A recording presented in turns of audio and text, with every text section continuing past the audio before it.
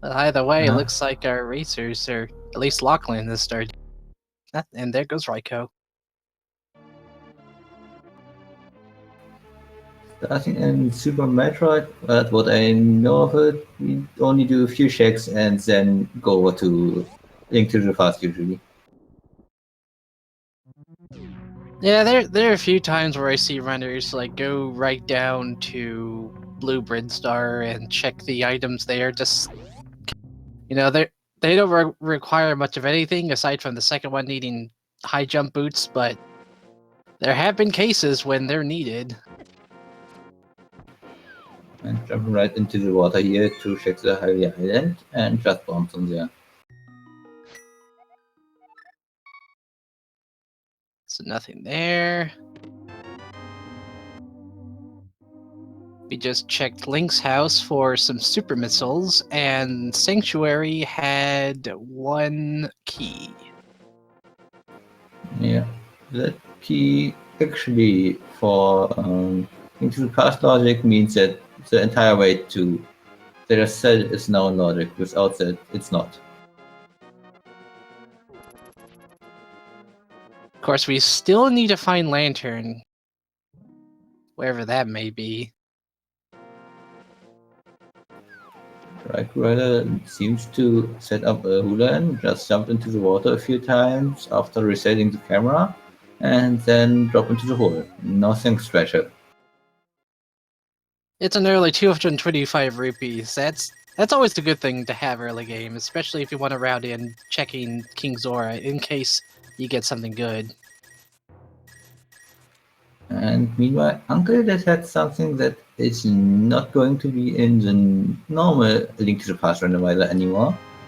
That's being a bomb upgrade that was removed in the original. In the common randomizer, it's still in because it's based on an earlier version of the normal randomizer.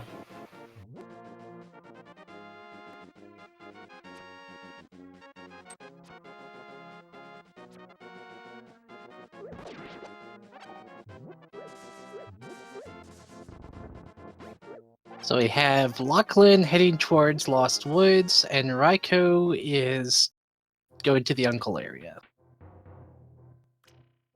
Nothing exciting from the tree prize pull, but the bush crab is dropping bombs. Definitely appreciate seeing that early on, especially before Kakariko. A few bomb boards there, and if you don't have them, you might miss out on stuff. Meanwhile, Aghanim's just locking some bombs for now. I doubt we'll ever need to go back there, but no, yeah, we'll never need to go back there. It's just bombs. Yeah. I doubt the runners will hurt that much for bombs, especially with the crab in front of the cave, giving out 7 of them. Just 20 rupees here at the mushroom spot in the Lost Woods. Of course, taking that, Locklen didn't do the hula early on, so he is still searching for some rupees. More than likely, he's probably banking that Kakariko is going to give him plenty of money. Yeah, there are 50 rupees that you will pick up just doing the normal shakes from pots and stuff. But he still needs 30 more rupees from chests, so he might get stuff, he might not.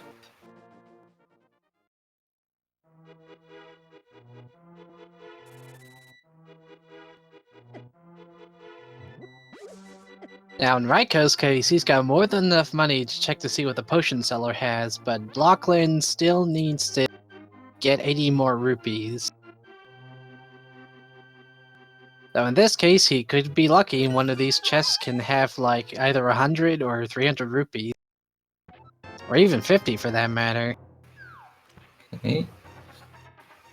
We are now down to actually just 10 rupees that we really need to find out of the chest, otherwise he can get the other rupees from the pots in the bottom as well, and here in the back of Thieves of Blind's basement. Getting that bottle early is pretty nice because now they can route in checking Sick Kid while they're checking all of Kakariko here.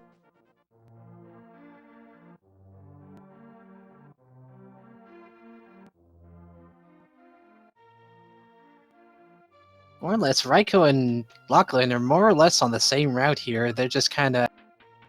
Well, Locklen's ahead by a bit. Raikou just being right behind him. Yeah, but the groupies that Raikou got from the Hula plate might pay out good. So far, Kakariko's not giving them much. They got some hits for Super Metroid once they are getting back there, but not many rupees.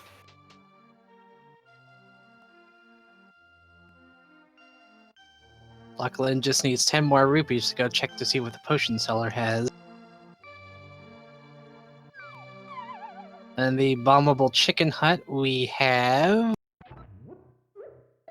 arrow capacity.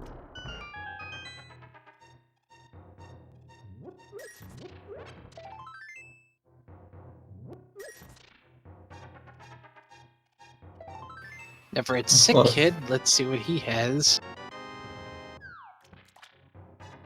Oh, the Book of Mudora. That's a bad sign. That pretty much unlocks our way into the desert area, and I don't know what the item was. Bombs? I hope Locklen goes back to the bottle merchant, because he had Morph Ball. Ooh, Morphos, that's important.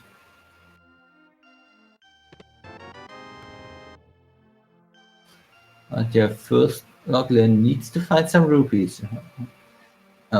He is not instantly locked out of progression if he doesn't go back there, but let's hope he goes back there before he goes back to Super Metroid.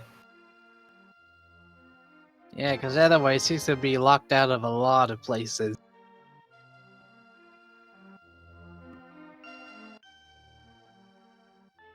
Locklen deciding to go check to see what's at the race here. Just gonna do it right away. Yeah, he's going right away in, hoping for something at least useful. And it is another pack of power bombs. Because until we find morph ball bombs, power bombs are going to be our only means of breaking any kind of morph ball bomb block. Then again, Lockman first needs to find the morph ball, I guess.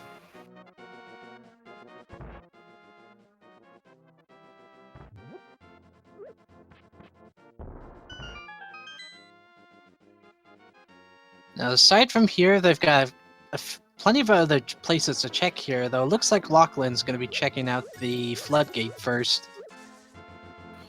In pretty much standard routing for Link to the Past, go ahead and clear out the South Shore after Kakariko. Ooh, that's a good find. Early plasma beam.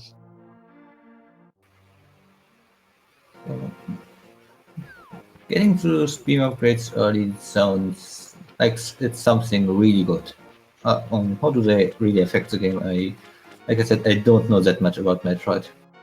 Plasma beam's good for dealing with enemies since it's one of the most damage dealing beams out. Though until we get charge beam, it's only really good for getting rid of enemies, not bosses.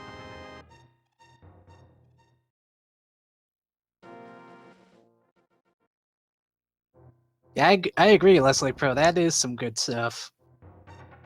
Locklen is now heading into the mini Moldorm cave.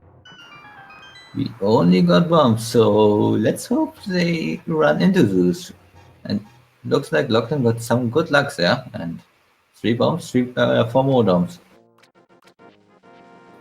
Yeah, getting the minimum kill amount with just 3 bombs.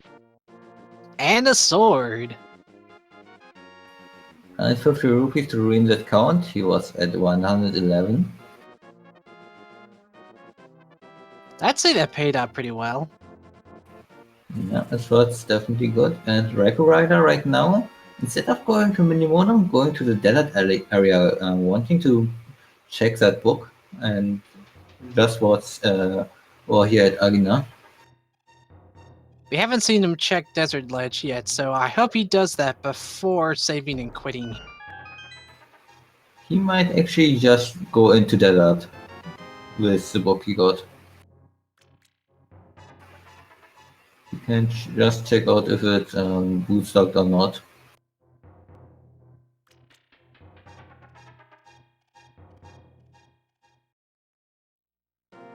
And should also point out the sword and book will pull Locklen away from the bottle run now. Not really, unless you find more stuff. So just 5 rupees on the ledge there.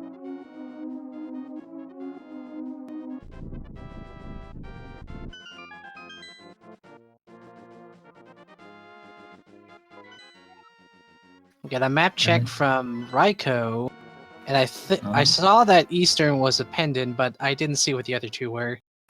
The other 2 were just crystals, 2 and 3. Yeah, I see them.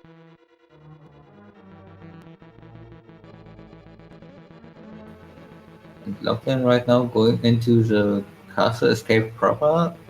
Um, they found the small key early, so let's say, Ooh, Moon Pearl in Desert. So Lockton found the key earlier. So if he wants, he could be killing one of the guards and commit to um, checking the back of the escape and the dark cross chest separately. But then again, they don't have gloves, so that would be dumb.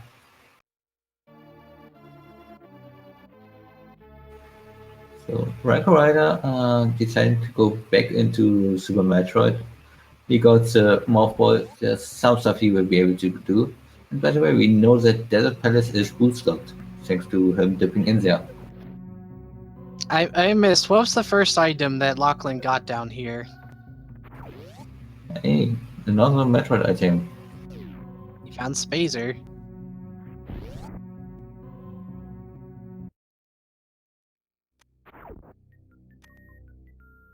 Oh, it was the key. But didn't he get key from Sanctuary? He did got a key from Sanctuary, yes. Yes, like what was the first item he got here in Escape before Spazer? Like when he just entered the dungeon area.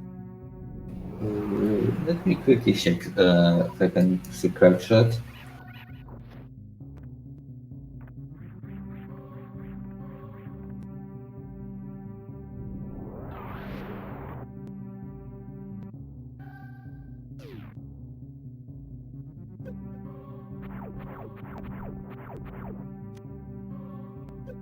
So we got 5 rupees on Terminator. Okay. The first item in here was in the escape was a pack of missiles. Okay. Raiko's checking back of a gauntlet just for vanilla missiles.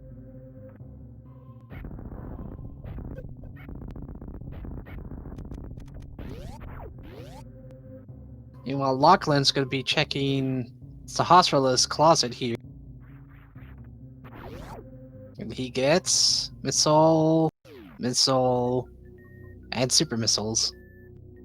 Nothing really exciting there.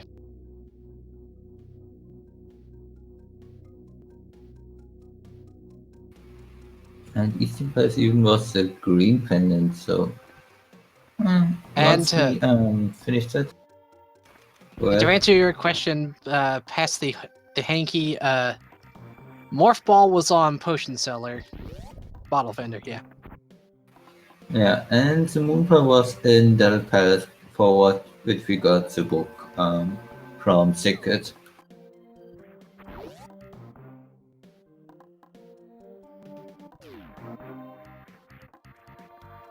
I assume Raikou checked out Bomb Teresa, right? I don't know, but he just found a fighter squad. Ooh. So if we couple that with the fighter sword we found in Mini Moldorm Cave, then that means they already have access to a Master Oh Sword. my god. We found the bow in Eastern Palace. Ooh. That's good. That's Hey, really Master good. Sword. We found Master Sword in Super Metroid now. Wait, did he get another sword upgrade? Yep. Dang, that's tempered already.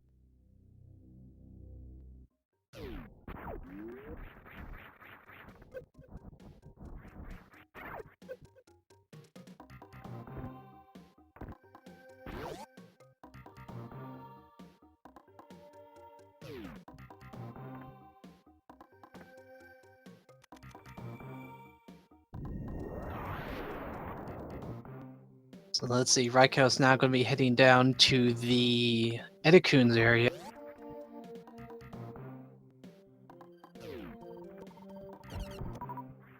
Gonna deal with those annoying facehugger enemies first. Just 20 rupees at the Edekun's Eat and a heart container at the Green Brinstar Super Missiles set.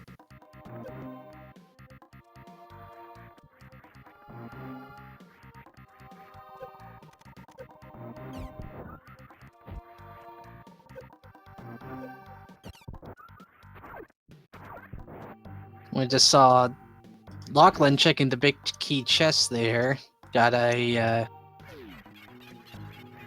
arrow capacity upgrade. Raikou's heading to the top. Hopefully he'll get something good out of this. Ooh, lamp.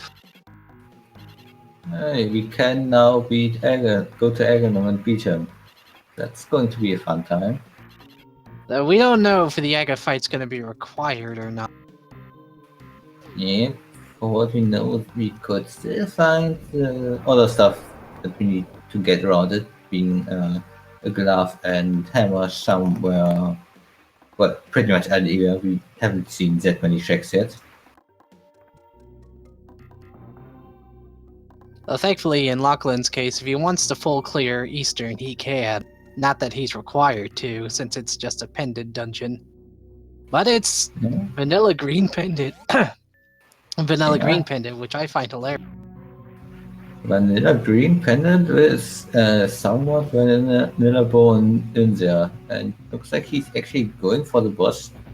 He has not the lamp, but this dark room. If you hold out the sword and just use simple movement, it's quite easy to do.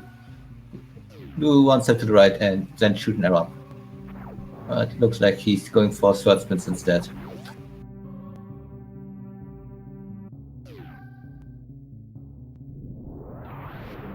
I'm really curious about Raikou's rounding here. Rather than continuing down to Pink Brinstar, he has instead decided to go down here back to Crateria to check out Omega Missiles here. He's probably thinking to route in Blue Brinstar and then just go through Pink Brinstar backward. Oh, Locklen suffers a death, but I also want to thank Pass the Hanky for the subscription to Twitch Prime. Yeah, Or it's a subscription definitely. to Speak Gaming, I should say. Yeah. With the Prime, definitely don't forget about the Twitch Prime subscription, please. They are free and just use them.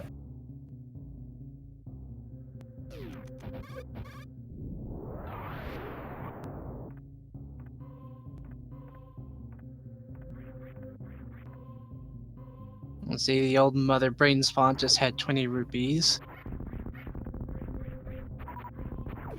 And looks like Locklen is going back for the bottle window. We will find a small ball which will give him access to a lot of, well, at least a lot more things in Super Metroid.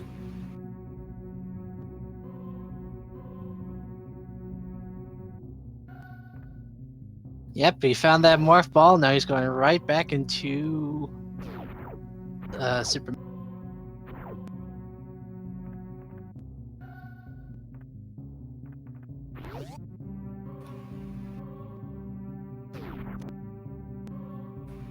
So now Locklen can of course do all the checks that RaikouRider did earlier. Not nothing bad actually. Just get the checks out of the way. Let's see what the E tank here has. Oh, it's a vanilla E tank. Yeah, trying to damage who's up there, but looks like the enemy is not really cooperating.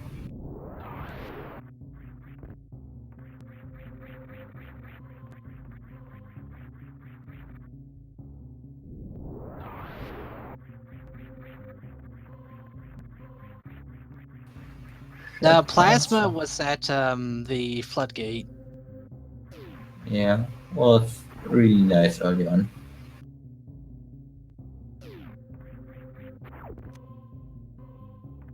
Up at the Billy Mays room, we have Reed Potion and 3 bombs. Nothing too exciting, but hey, another bottle never hurts. Yeah, potion's always nice. Well, the problem is jumping out of this room can be a bit hard without high jump.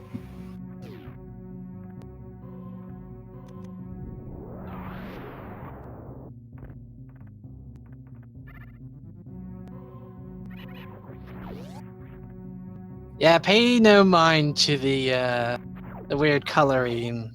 So it's mainly has to do with the different palette uses in some of the tile set rooms in Super Metroid. So some items from A Link to the Past will look weird in some rooms. Case in point, the green Uh, potion will look red. let's just be happy stuff works at all. And meanwhile, RaikouRider finds the blue man and the mirror over here. Both very nice. Now, if we can just find gloves somewhere, we'll have our Dark World access to A Link to the Past.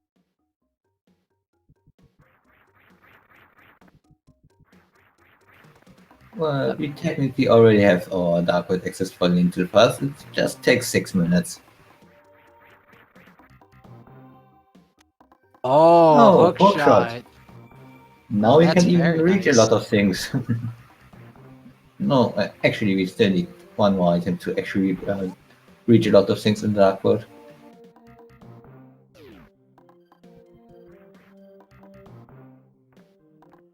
And more specifically, that opens access to Eastern Death Mountain, which has a lot of items in. Well, we can't really reach that mountain so far because no glass You're, through. well, you're forgetting the warp point in Oh, Upper. right. Yes, there's that now in the common randomizer. And since Raiko has Lantern, he can also get the old man too to have the save point to go up there whenever he wants. Of course, Raiko has to be careful now. He's pretty low on HP. Yeah, probably going to farm up a bit in order to not die so soon.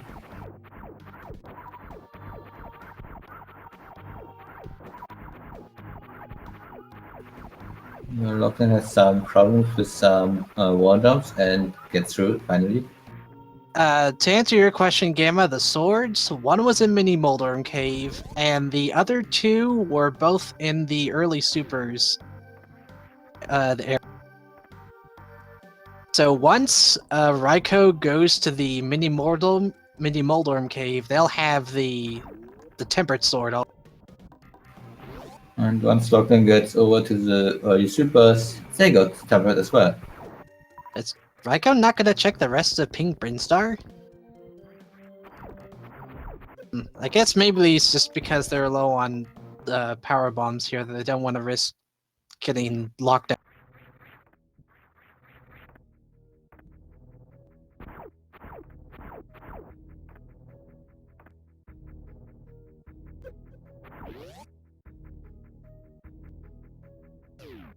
I mean, they have plasma beam. They just haven't. Or actually, has Raiko checked Floodgate? I think they.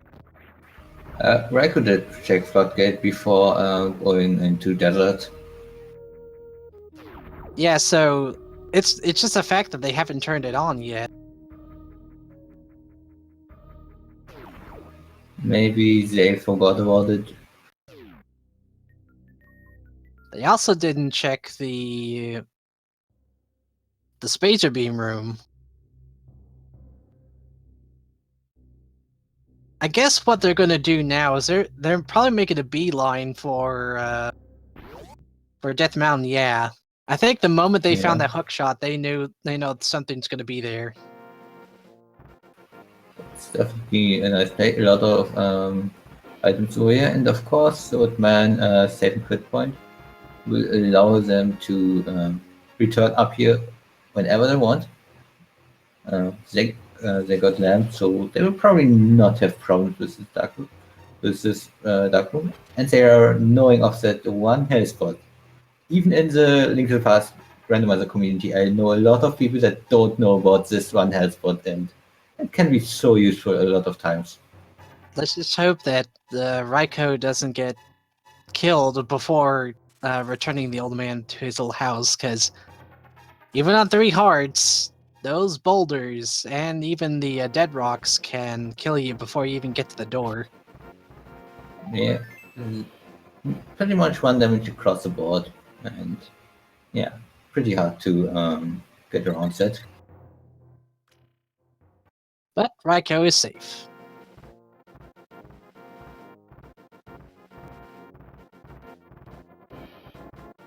Now that they're here, they can go check top of Spectacle Rock, head over to Eastern Death Mountain, and check out Spiral Cave and Paradox Cave. And don't forget, they can even clear out Tower of Hera. They got the mirror. And they do have a lamp as well, so they can full clear it as well. And of course, also the book. We can check the tablet over here as well, so nothing left behind. All things considered, this is really nice just to be able to clear a lot of stuff here in Death Mountain and not have to backtrack later.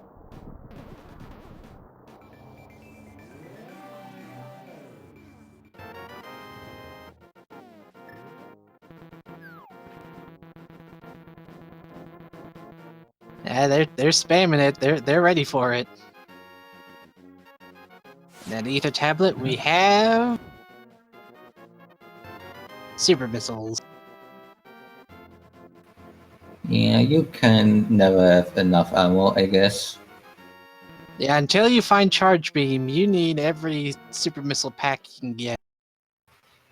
You know, is it like 70 missiles you would need for the final device?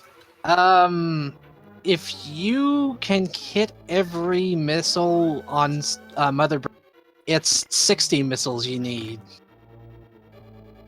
Because I think she basically has double the health of what Ridley has, and Ridley needs 30 missiles.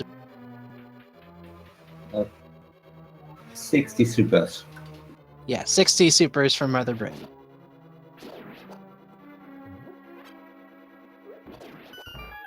And they found the compass in the basement here of Hera and the big key already.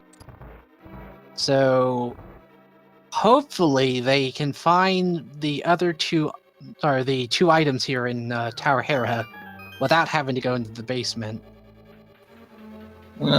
They could have a cup of coffee ready as well. That would be fine. Algernon, I don't think anyone wants to go through having to beat Mother Brain with 20 charge or 200 charge ice shots. That sounds horrible. Now, interestingly, they're going right to Moldorm first. Maybe they're banking that Moldorm's going to have the last item. Yeah, they skip out on the big chest. And you know, it might be an item. He doesn't have all items yet. And Raikou, please use some spins here. You have the Master Sword. You could skip the rage phase at the end. That's the key. That's a bad sign. I also missed that Locklen picked up the power bombs at the spore spawn skip.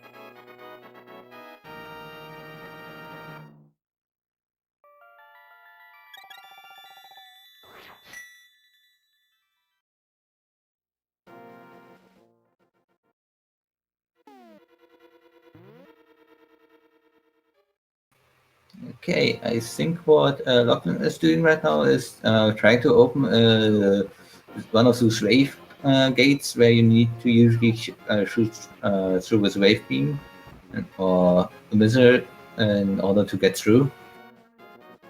It's called the gate glitch, and in this case, it's a wave gate glitch. And it's pretty hard to do so if you don't have high.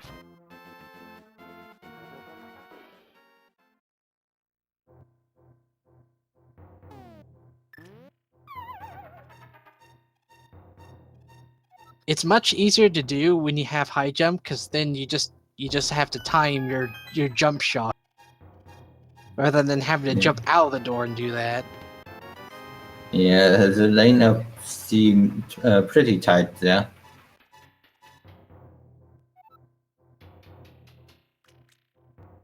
Raiko checked the bottom of Paradox Cave there, which didn't have much, just some bombs and arrows.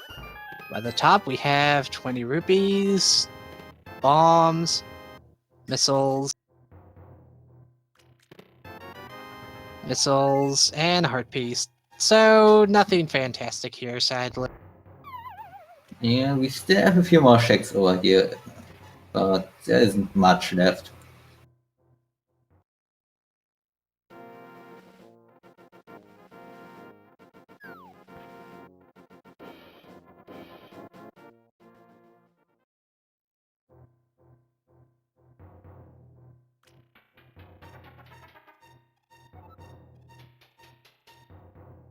And I think the only other place that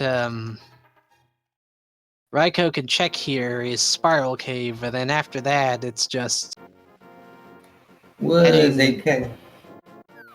can go back for the second item in Tower of Heralds, which they didn't go back for before. Yeah, let's just hope that other item that Raiko missed out on is not gonna bite them in the.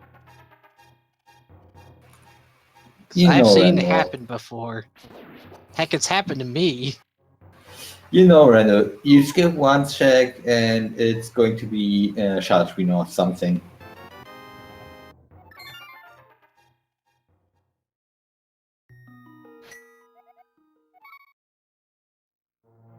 By the way, Locklen's got his Master Sword, and soon to get a Temperate Sword once he gets that bottom item of down.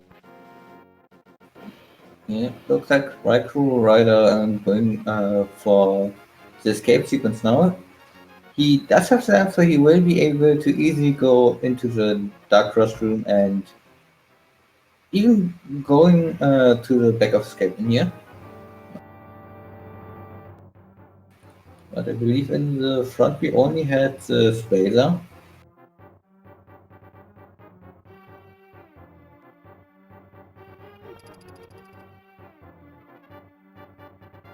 Meanwhile, Locklen's done with all of Green Bryn Stars. Now, curious to see where he's gonna head to next. He might route in checking the Red Tower on his way down to Kraid.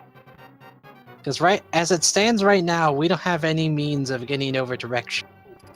But we can still go down to Red Tower via that same pathway direction.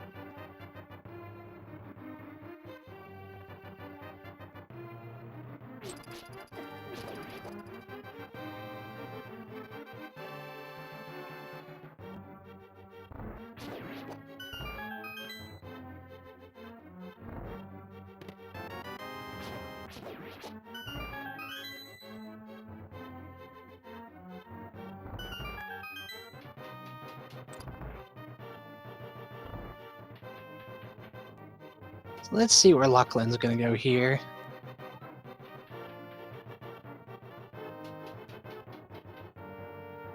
First, he's gonna stock up.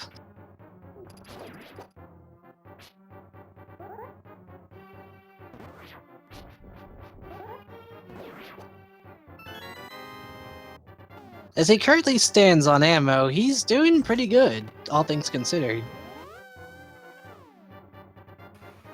Yeah, You won't he have to definitely worry. found a lot of things. You won't have to worry too much on his power bomb count with him sitting at 20. Yeah, as long as he don't forget to literally not spam them every 5 seconds, he should be good.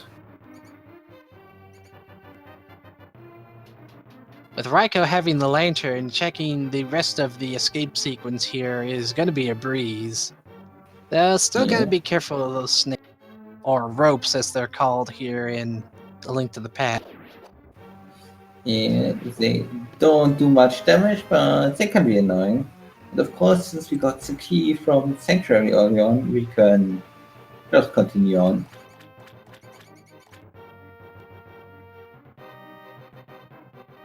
Ooh, And Pegasus boots. boots.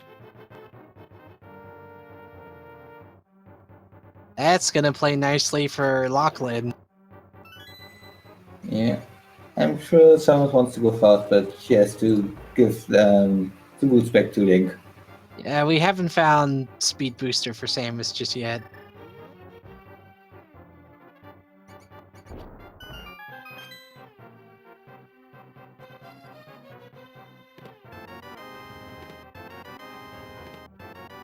Oh, but there it is, just as I was talking about it.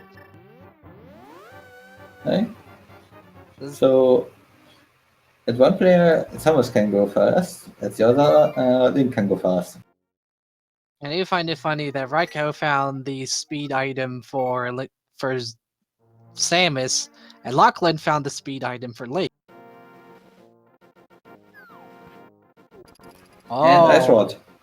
yeah, Ice Rod at Alpha Power Bombs. Yeah. Ice Rod one of those items that can be pretty much anywhere where it wants to be.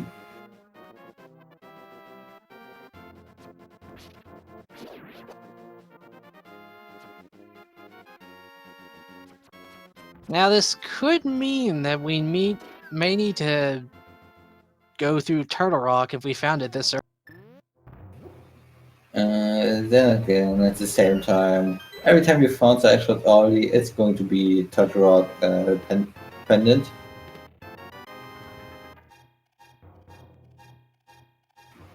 And it looks like RaikouRider going for Eastern Palace right now. He's going to find his bow over there. So let's see if he decides to actually clear it out. Yeah, it's a question of whether or not he's going to stick around to get all the items here, or just get Bow and leave.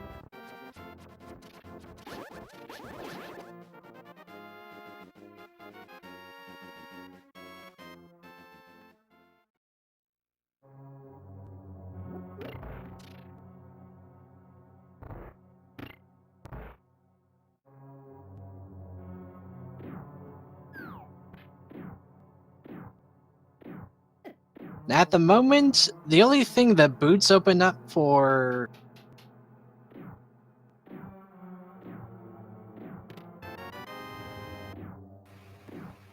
Uh, we know that the boots are definitely required in for desert because we only found the moon pearl in there. yeah. And I don't think we saw anything necessary on the desert ledge, or desert torch.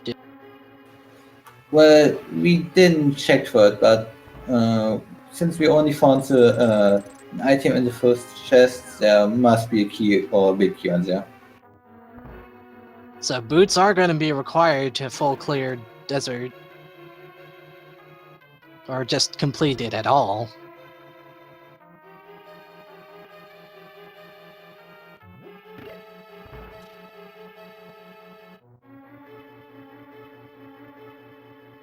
Meanwhile, Lockland's going to be making his way over to Kraid's area. Oh, almost got up there.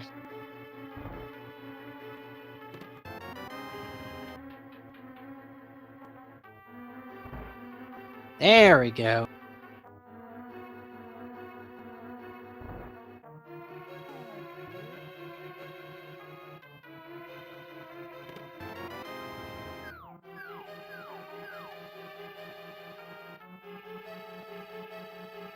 While Locklen didn't full clear Eastern Palace, I'm curious to see if Raiko's going to go. Well, he pretty much tried to fulfill. He just had some problems in the dark. Raikou does have the lamp suit, so he will have no problems in the dark. Yeah. And all things considered, the Eastern's a pretty quick dungeon to complete, and since it's a green pendant, Raikou can get another item out of this. And with finding the bow in the very same dungeon, I'm almost thinking we might get something important on green.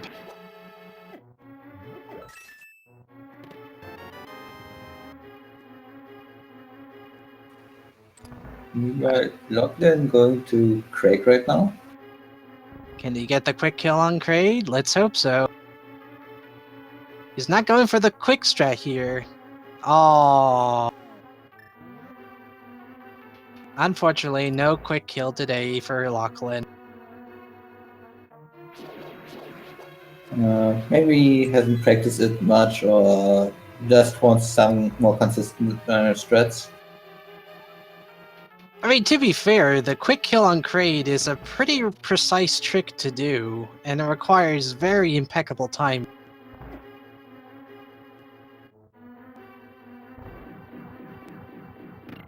Meanwhile, on Kraid, we have a heart container.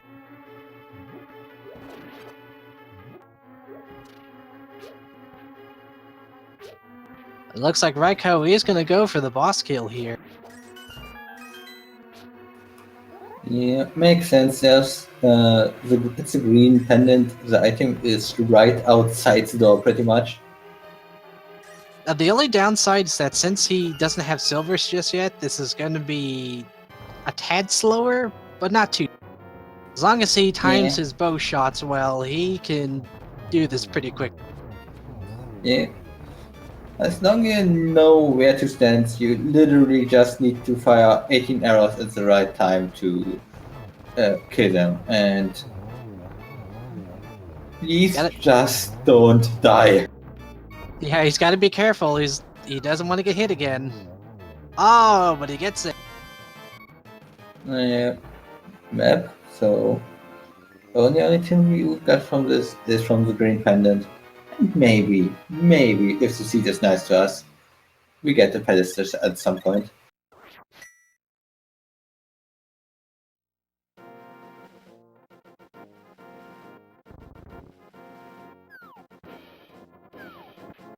Either way, let's see what Sahaswala is going to give us today. Yeah, there's still a lot of items out there that we need. Well, I was wrong.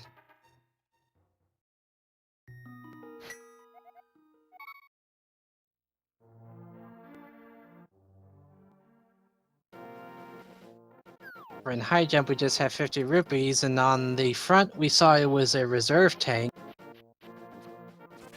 So nothing incredibly important here in the high jump room.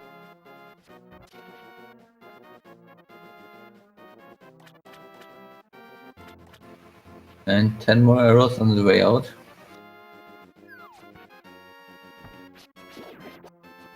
Rekko's remembering he never checked Mini Moldorm, so he's gonna go over here and get his Tempered Sword.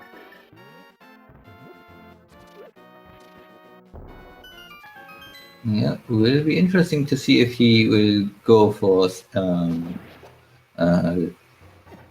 like Ice Block Cave and maybe even going over to King Zora, Fake Flipping. He doesn't have all the money for Zora, but he might find some rupees soon enough.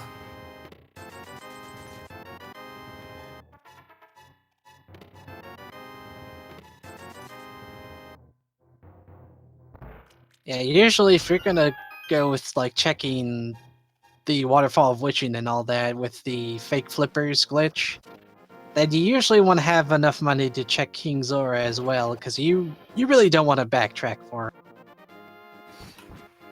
Can I say how low the seed was on money so far? RaikouRider did Hula Hand earlier, and he still is over 100 rupees away from Zora.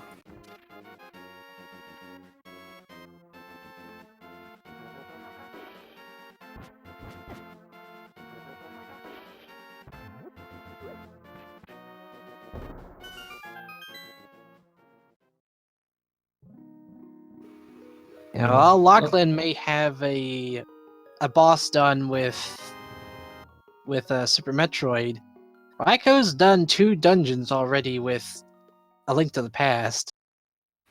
Yeah, but only one of the dungeons is necessarily required. Yeah. The other one might not be with what was in the outside of the very first item, which Locklen already got. We got a Dark World check here. The 5-6 Uh, crystals were Ice Palace and Swamp Palace, and the other 2 pendants were Thieves Town and Misery Mine. Yeah. So definitely a requiring a cane this time.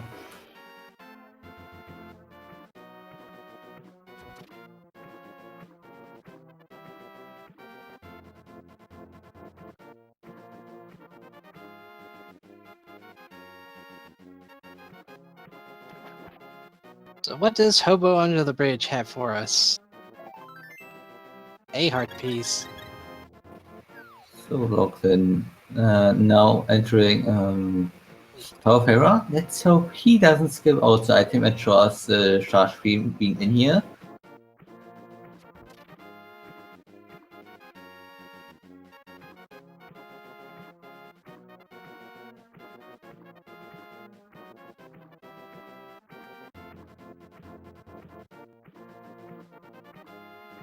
Yeah, it's pretty bad seeing Meyer as a pendant, especially if the seed decides, oh, I'm going to be a pendant, I'm going to be a pedestal.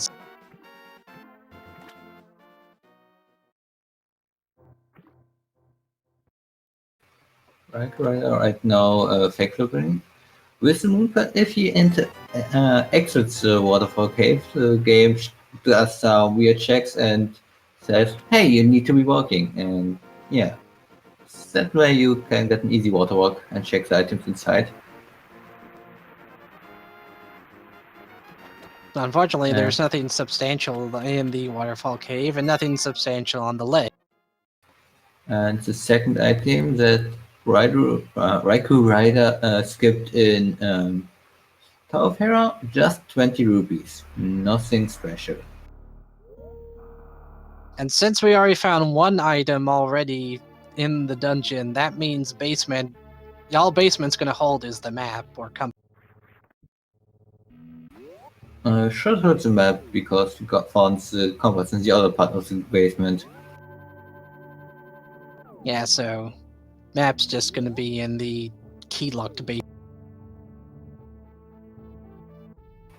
But since Raikou has... go ahead. Locklen just going to need to do 3 sessions on Mono with this template, and now you can.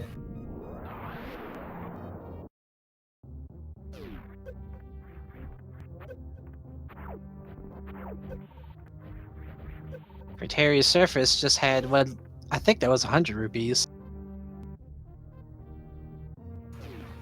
Well, I think he wish he would have found those in the waterfall of wishing.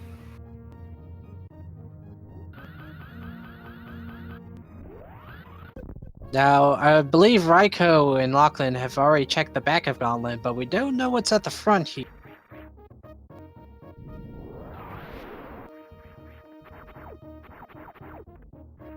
Now, Raikou is going to check the front of Gauntlet.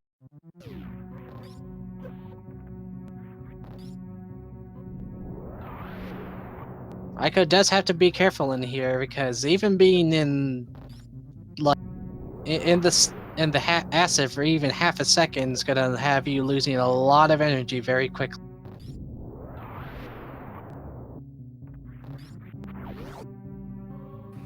Yeah, definitely not a safe place to be in. Oh, that was worth checking.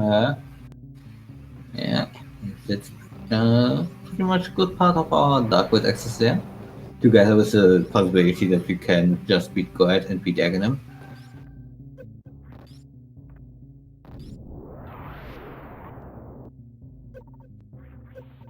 First, he's gotta.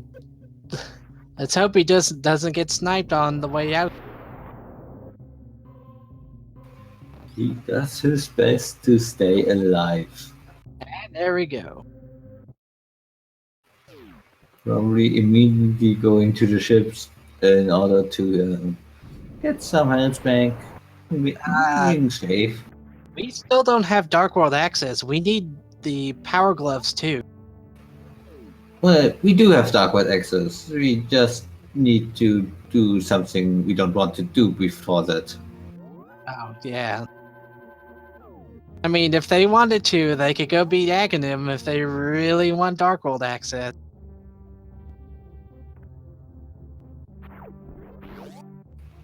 Yeah, and if No, go ahead. that still doesn't give you Dark World access because Turtle Rock Portal requires Titan Mitts, and that's one above Power Glove. Yeah, you you would have if you would go ahead and beat Egan with the hammer and the hookshot, we would have access to the entire Darkwood except for the one on the parts up on this mountain. Now, there is one place that Raiko hasn't checked just yet, and that's the Bonk Rock Cave. But, no, actually, no, Locklen has the boots. Raiko doesn't. So Locklen could check that, but Raiko can't. Though as it currently stands, I think they do need to beat Aghanim to get their Dark World access. Okay, Lockton is going for the back of escape now. He can go the entire way through, but and RaikouRider going for the Aghanim play. He left out a couple of items, including the boots. So we don't know if this is required just yet.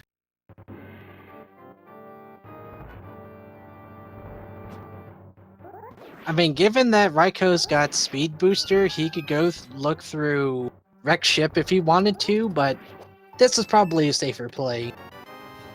Well, I guess after beating Aghanim, he will have a lot of access chests in the Dark World, so it's probably more logical to have something over there compared to Wreck Ship or something else.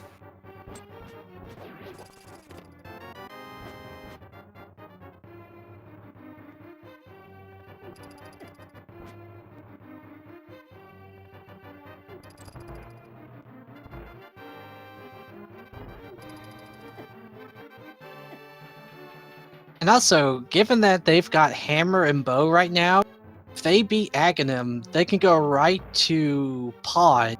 And since they've got Bow, Hammer, and Lantern, that place is full clearable. Yep, So, that's going to be a nice time. yeah, so all things considered, this is a really good play to do. And Locklen right now going back to Eastern Palace, wanting to grab that green pendant and get to Sarashwala. Yeah, he's probably banking that green pendant's gonna have something. But we saw what it was. It was just E-Tank. Yeah, he shortly before he got the speed booster, of course, from the back of escape. So he could also check that instead of going for Eastern Palace.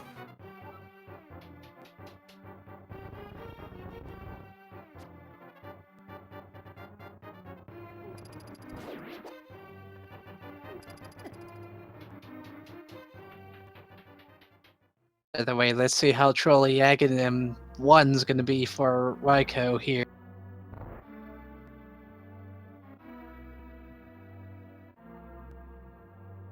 As one friend has pointed out, with this fight with Aghanim 1, he always follows a pattern of first shot is a guaranteed attack that you can reflect back, but then the second, third, and fourth shots are all 50-50, with the fifth shot being a lightning strike, and then the pattern repeats.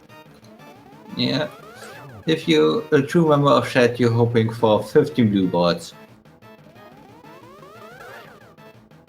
So let's see, we have 1.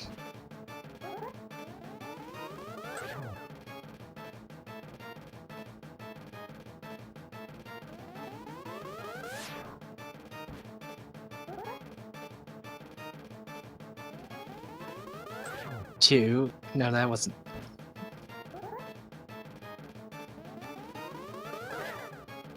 Alright, that's 2 blue balls.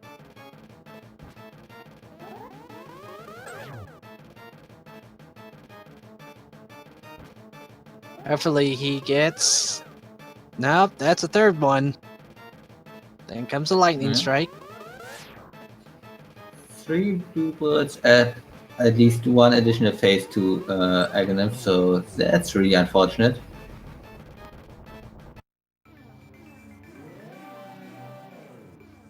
But then again, it could have been a lot worse. But Raikou's got his Dark World access, and he can also check Pyramid while he's here. Reversing. Not picking it up. I personally would have liked to save you, but everyone had his own decisions.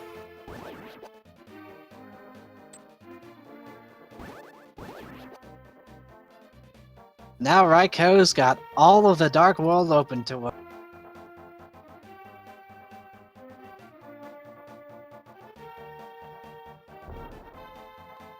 And the first, and arguably best play to do right now is to go right here into Paul. Check all the items here and also beat the boss.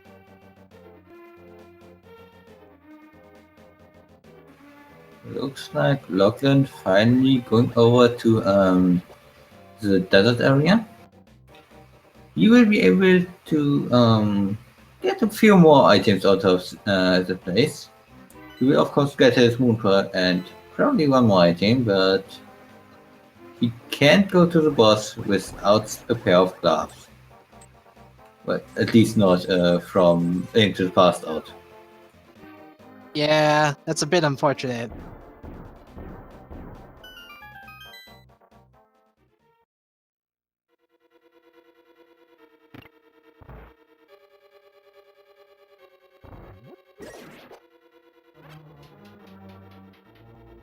So let's see, actually, it wouldn't matter too much if Pod was bow locked since we found bow early, but looks like it wasn't bow locked. Well, if it was bow locked, players would probably just morale check Ethan and be like, oh, I can go back into Palace of Darkness.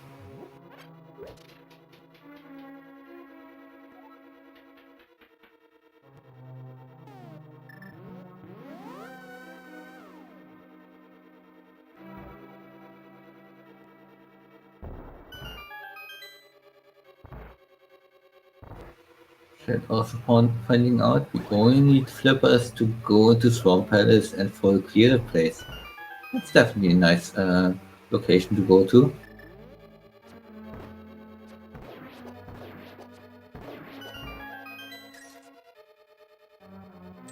Raikou's getting pretty low on arrows here. He's only got 3 shots left. Probably need to stock up soon. Well, he doesn't need arrows for the next few rooms, so he is going to be fine. But if he's aware that I think there are some arrow pods on the right side of this room.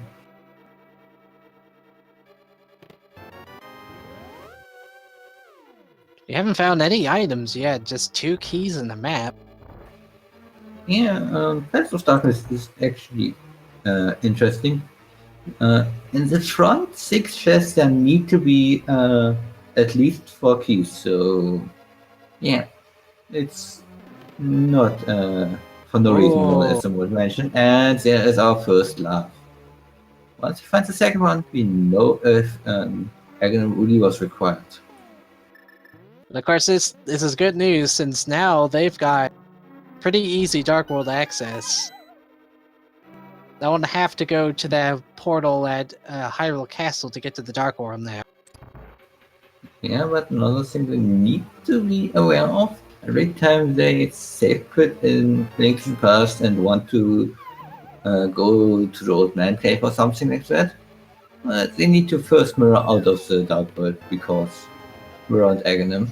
Yeah, that's the unfortunate thing, is that if you beat Aghanim, if you're in the Dark World and save and quit, it automatically puts you at the top of the pyramid. So you have to make sure that you're in the Light World first before you save and quit.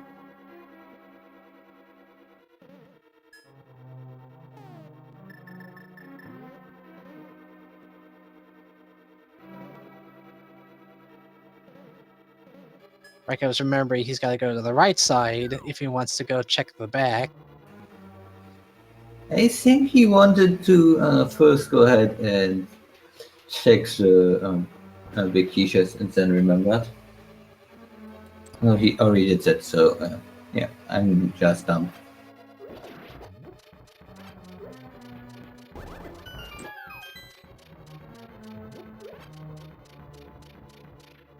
Gonna check this area first since it's got a higher item density and don't need to waste a key to check 3 items.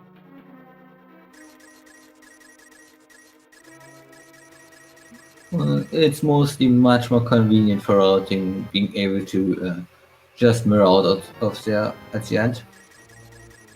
And Well, of there's the course, not big. having the big key. Also doing the smart thing and grabbing all the money here just so he can route in checking King Zora if he's gonna go check Cat.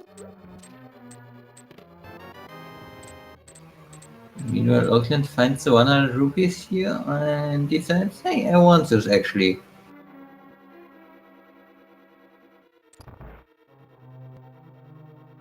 Now there's a guarantee that there's gonna be 2 items here, but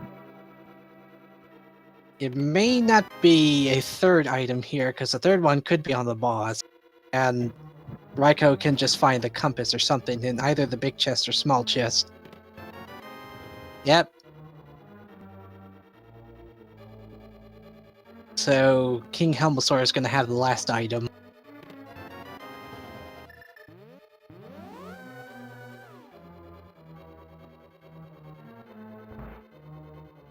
Yeah, Algernon, that's what I meant. Is like he can route in Zora while he's checking Catfish.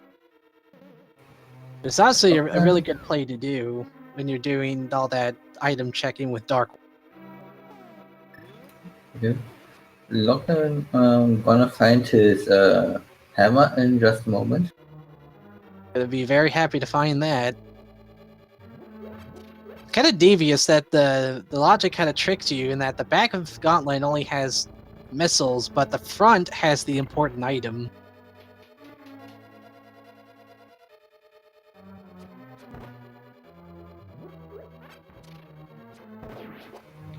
Yeah, definitely not nice of the logic to put stuff in a way where you, no, hey, the front is bad.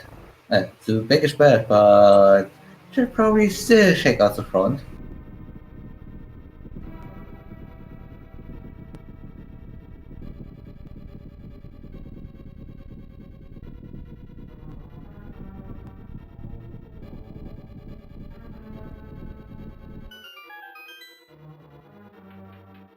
Yeah, if you've been going through this place so far without Lantern, this particular part of Palace of Darkness is pretty devious without Lantern. Yep, one of the hardest dark rooms in the game coming up for them. Now, it's not too bad with this area here with all the turtle enemies, because they're torches to light, and if you have Fire Rod and not Lantern, you can light it that way, but otherwise, these enemies are a real pain to deal with no Lantern. Well, you can always use a medallion after you flip them, but first you need a medallion for that. And I think Quake doesn't even kill them, just stuns them. Now, I think Ether could be useful in that situation, because frozen enemies can be smashed with a hammer. But if you would have Ether, I think you even directly kill them after they are turned. Ooh, Raikou's got to be careful here. Ah, Get through. let's see what item Helmosaur King was holding here. Just missiles. Meanwhile, Locklen's going to be checking the big elevator shaft here.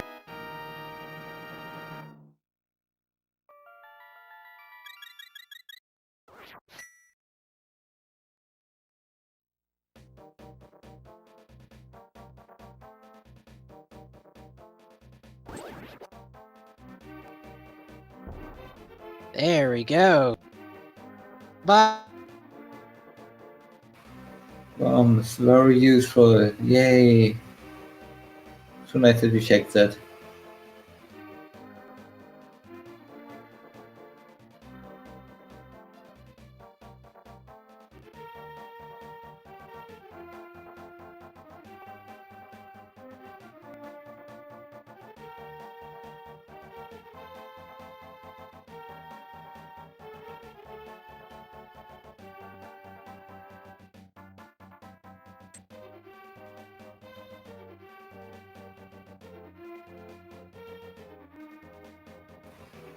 So, RaikouRider now heading over to the catfish area. Got the gloves, so no problem getting over there.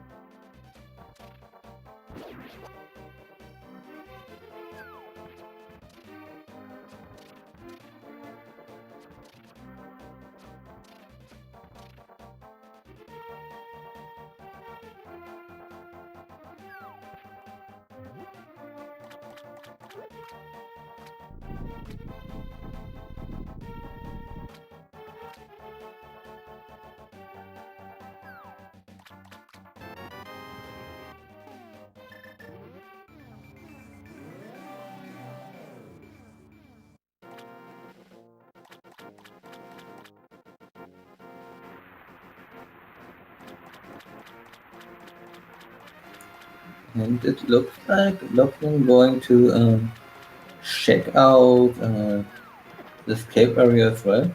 Not the escape area, the island plane. This will, of course, lead him to Heights of Darkness, hopefully, and that will lead him to the love, which is going to be his normal Dark World access.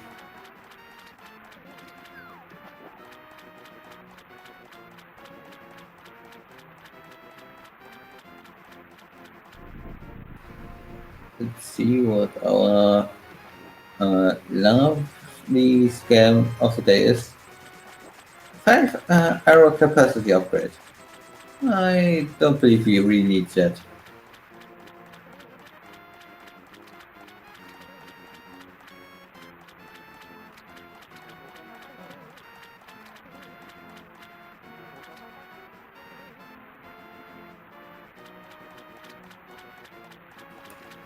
He is walking back though, so I assume he wants to take the portal and go the hookshot over the river route for the North Dark World.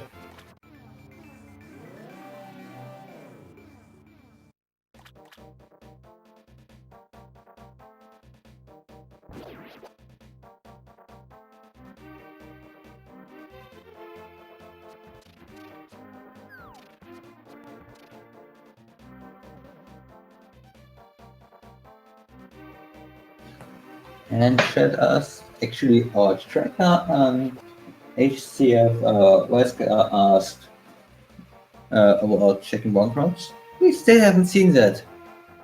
What? Locklen, why are you doing Aghanim while bomb routes is 1 second quid away?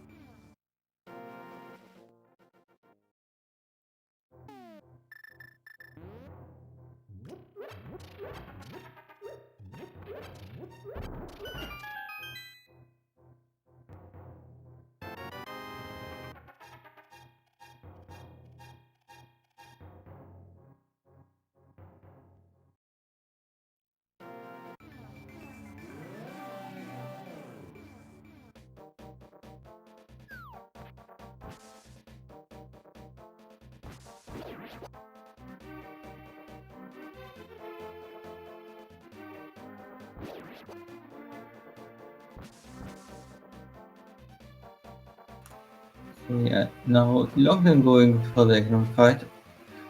He will have the same energy as Raikou did earlier.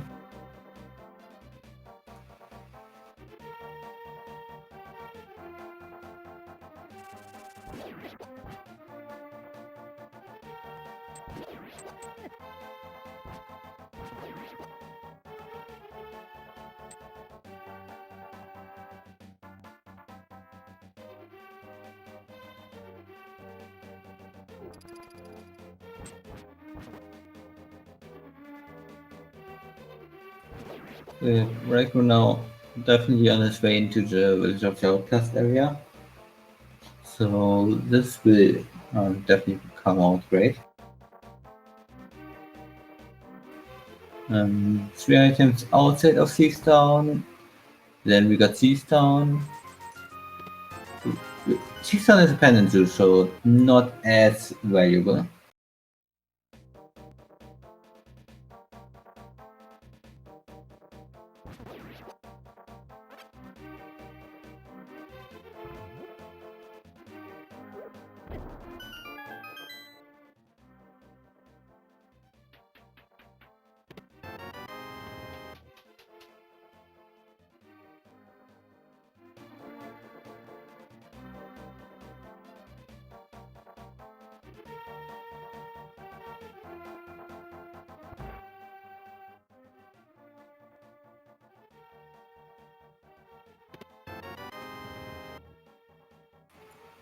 So yeah, we did just found Space Jump in the Village of the Outcast area. That's uh, I don't know much about Metroid if that wasn't bad enough, but being able to jump.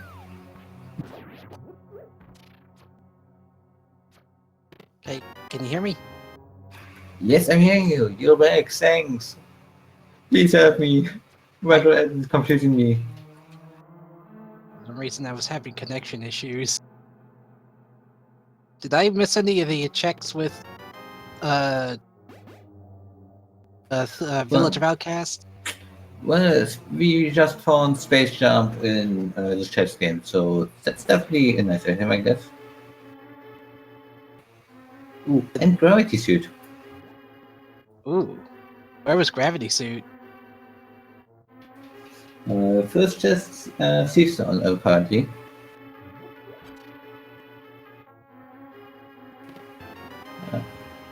So I don't know much about Super Metroid. I only know Metroid Prime mostly, but Gravity Suit lets you jump better underwater and stuff, right?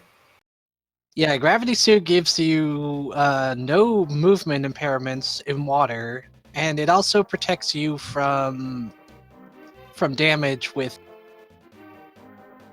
like water hazards like acid or lava. But unlike Various Suit, it does not protect you from heat damage.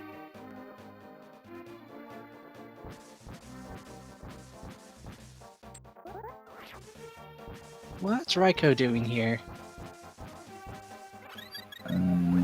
Hoping for some rupees, I guess. He's 5 rupees away from being able to do the chess game. With the chess game, The digging what's it minigame. called? The digging game. And And unfortunately, he look, lost. he's just going to gamble a bit.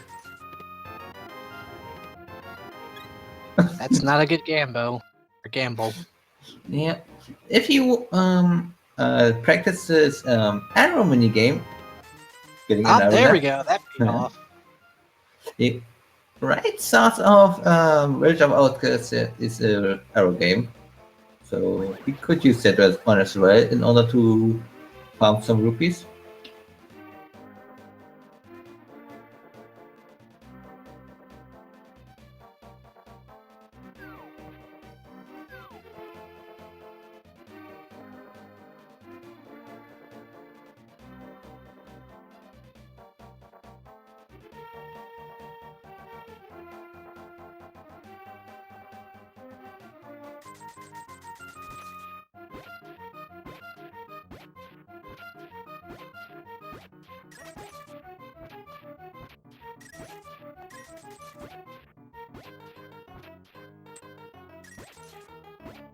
Well, he certainly got his money back from digging. Hey, 20 rupees for all that digging? No, not taking that. We don't need it. Yeah, we pretty much have all the money checks already done. There is still one money check, but we do have the 10 rupees for the Smith.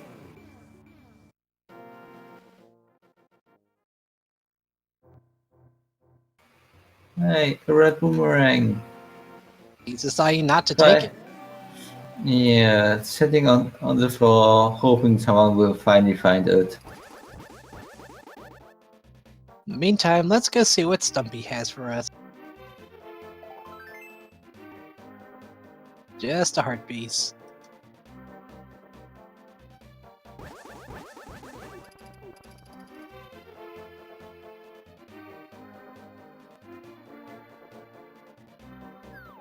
Now, aside after Hype Cave, there's not really much else that Raikou can do. Right?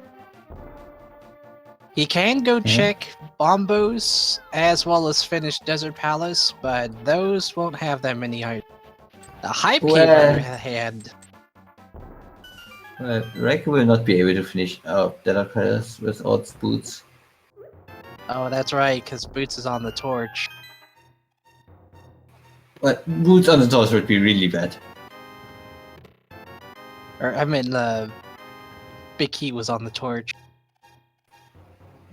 Yeah, that was a whole bunch of not progression.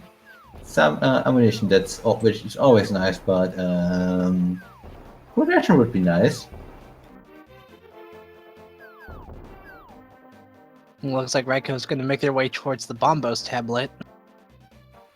Yep, definitely got access to that.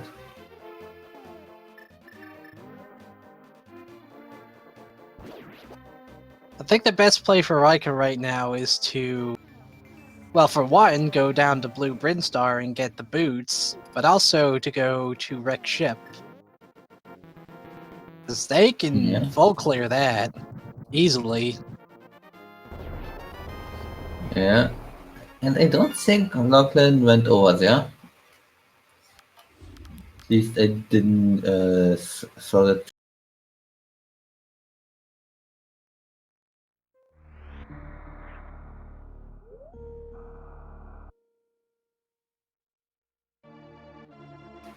And yep, Bruce players did East Death Mountain through our Super Metroid earlier.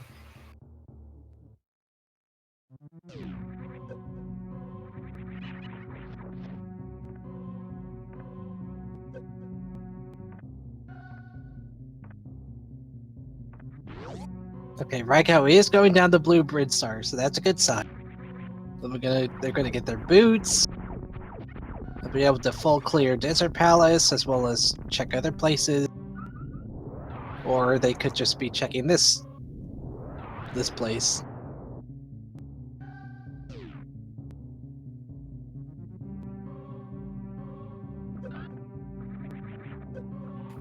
You know, runners like to go into the direction that we want to go them to, and then not fully commit into the complete correct direction in order to get the item they should want. Oh.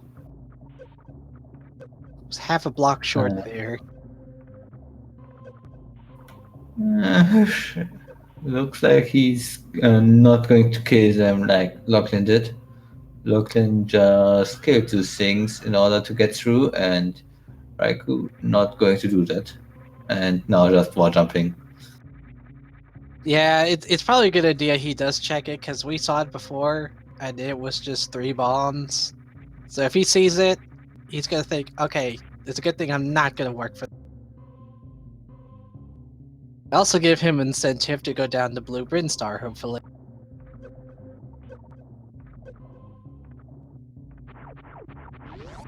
By the way, Locklen just got done with Pod and now has his second crystal. Yep, 2 crystals, and yeah, he will probably go ahead and also Did we see all of season actually? Think we only saw the front, right? Locklen might go ahead and actually clear out some parts of that. And unlike Raikou, he does have boots, so he will be a lot faster in checking these places. And at the same time, he will be able to check out the items at King's Tomb and Bunk Rocks. Let's just hope he doesn't forget to check out the bunk spots. He still hasn't done that.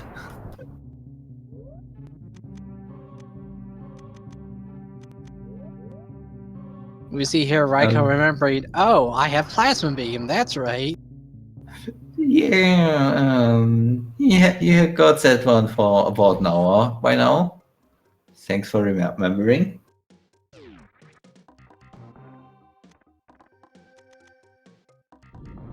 Another play here, we never see them check Waterway either, and since they have Gravity Suit, this will make checking it a lot faster.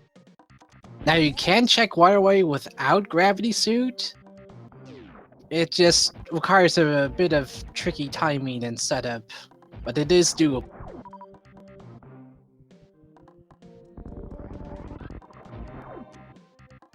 And just a heart piece.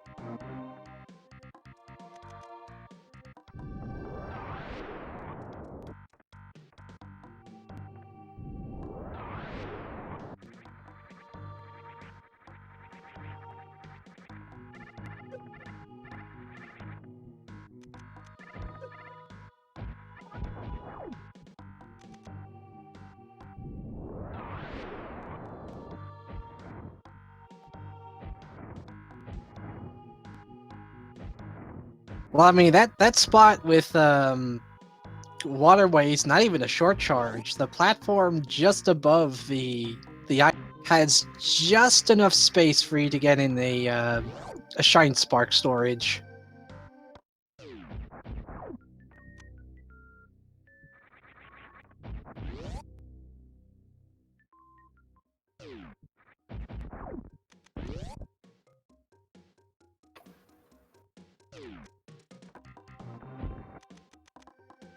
Yeah, you don't even need to short charge or anything to check Waterway. It's just a very carefully timed storing the Shine Spark.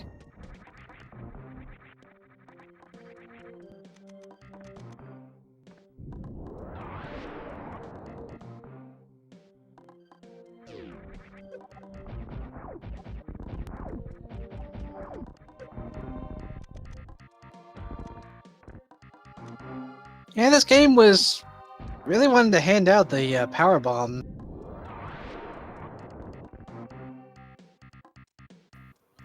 Yeah, we definitely can't complain about having too low ammo counts at all in Super Metroid.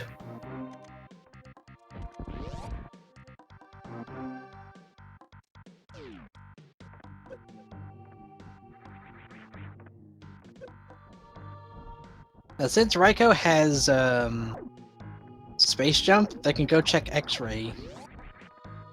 But I believe we found boots. Was it Red What Tower is that we found boots? What is Locklen doing? Did he fall flippers somewhere? He knows he can't get in there without flippers, right? Okay, he probably just forgot. He was like, I can't do this right now, right?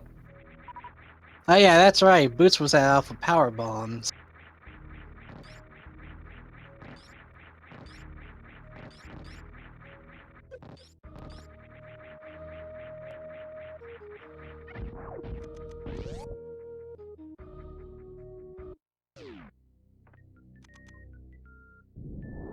Next ray we have arrow capacity. Oh, but it was a bit slow on the escapee.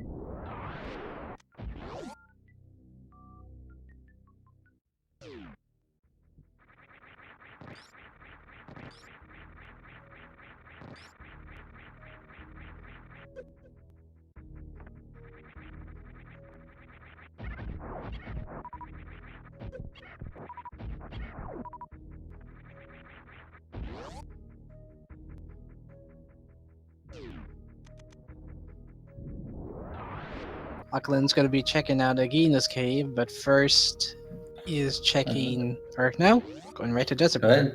He checked out again. He even cleared our desert except for the boss. I don't remember if we found those items too.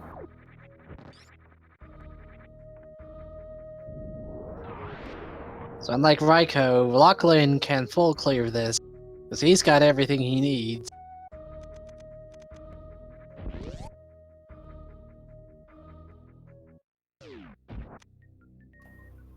I could full cleared once he goes to Alpha Power Bombs, so some at some point in time, I guess.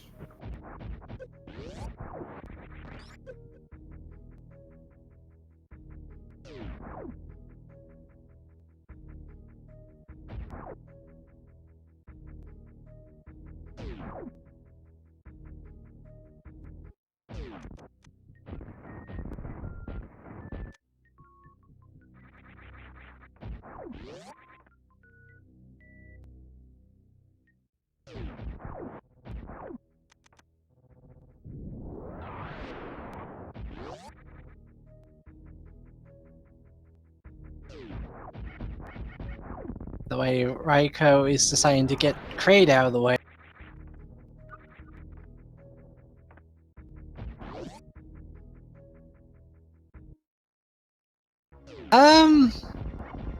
Yeah. Given Raiko's current item set, yeah, really it's full clear.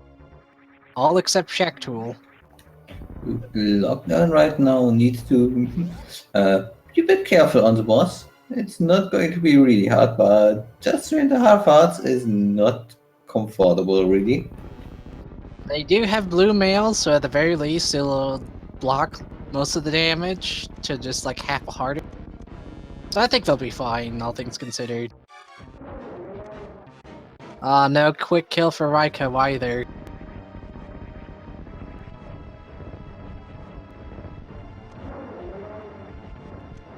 Locklen's trying to go for the Ice Rod strats here, but is not having much luck on the hits there. Yeah, the Ice Rod in the Link to the Past is a bit different from the Fire Rod. It has slightly more startup lag, so if you go for the same time as with the Fire Rod, that's not gonna work. Yeah, even though Raiko didn't get the quick kill on Kraid, they were still pretty quick in killing.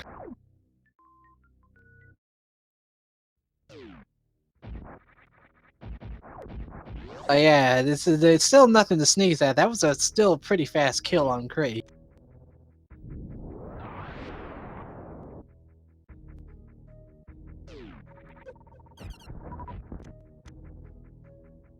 Now that Locklen's at Sanctuary, we can finally see what's at the Bonk Rocks here. Or not, he's gonna pass right by it.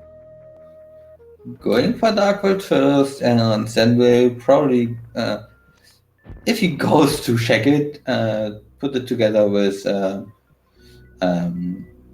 Graveyard Ledge and King's Tomb. Another thing we haven't seen yet is Squirts. We haven't seen RaikouRider dip in there earlier.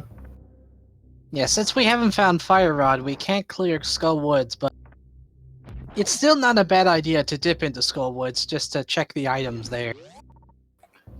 Yeah. Link to the Past Randomizer community had pretty much the joke earlier that no matter what you do, go check Penance Goats early on because something is in there every time.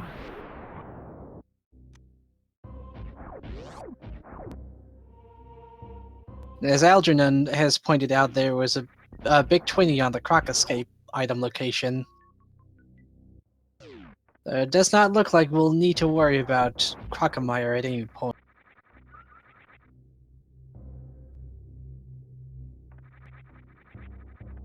I'm hoping that Locklen thinks to check Pedestal while he's here, because we found Wave Beam here at Skullwoods for one thing. Definitely nice not having to do any wave door glitches anymore. Wave gate glitches.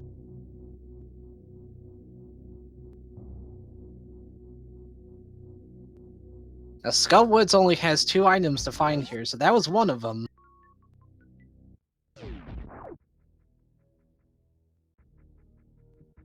And so far, Locklen has not had much luck finding where the other item is.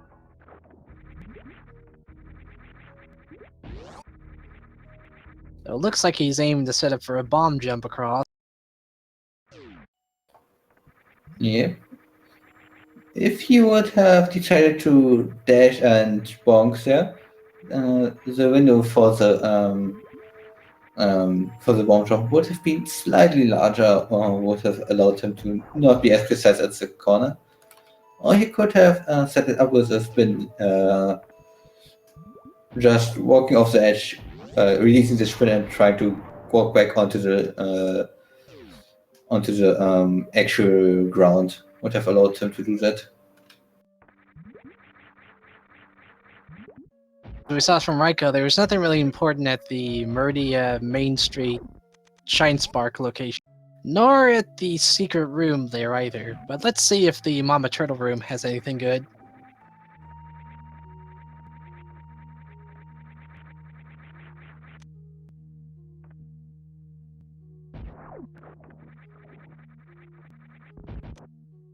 Unfortunately, Locklen has mostly just found keys here.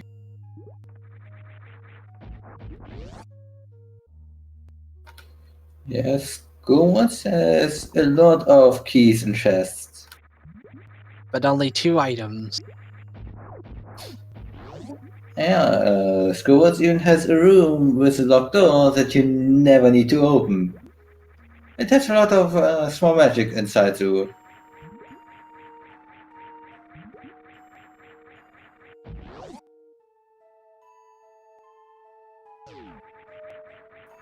And looks like Locklen now going for Bonk Rocks into RaikouRider and Kingstone.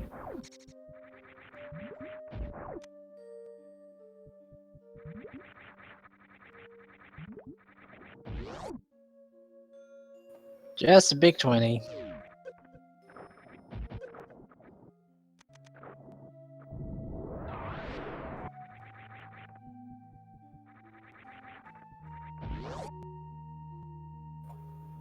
I mean,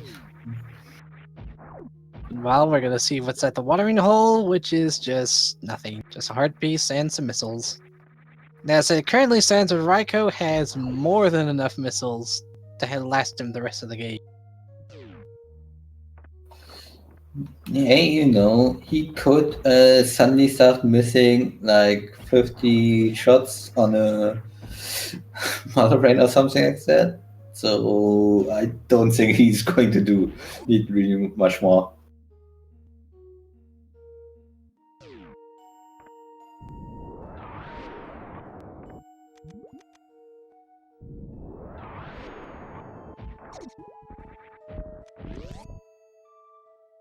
Let's see what's here in King's Tomb.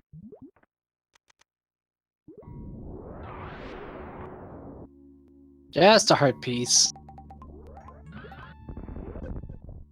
Oh, And love. that's important.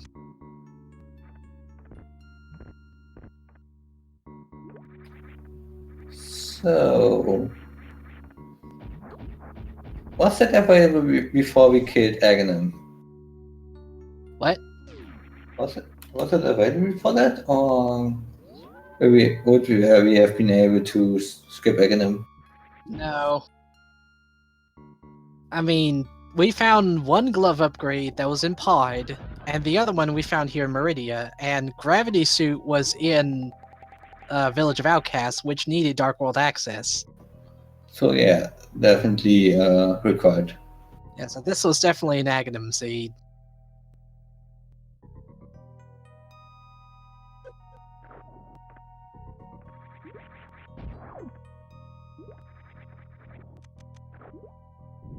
I think I saw X-ray up there.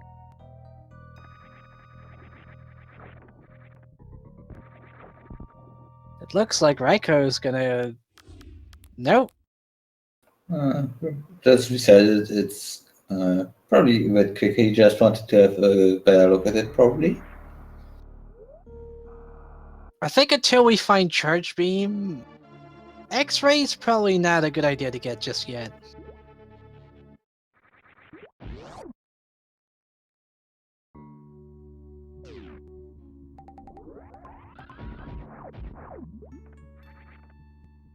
They're gonna check the right sand pit next.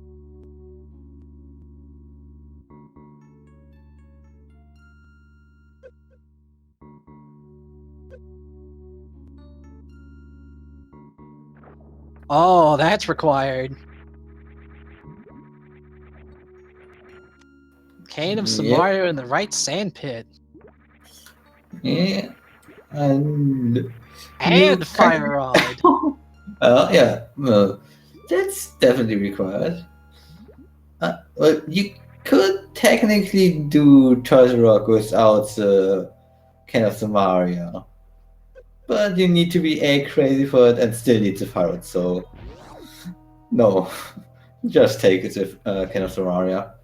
Yeah, this has been quite a while since I've seen one of the sand pits having two useful items.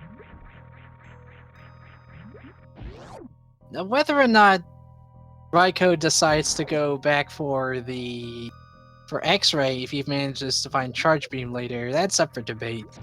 But as it currently stands, if he's just gonna go find Dragon and Batu now, probably not a good idea to pick it. Because we still don't know where Charge Beam is, and the only useful bosses that we can use the microwave strat on is Dragon, Botwoon, and Fantoon.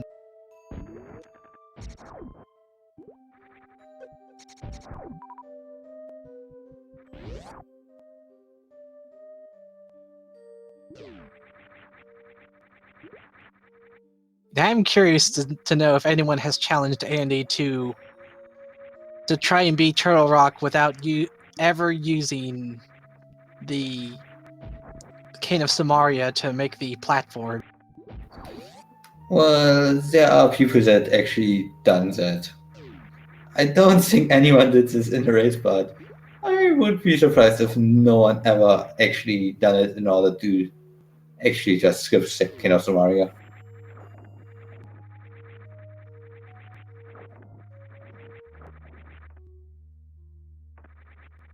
So what's Raikou doing now?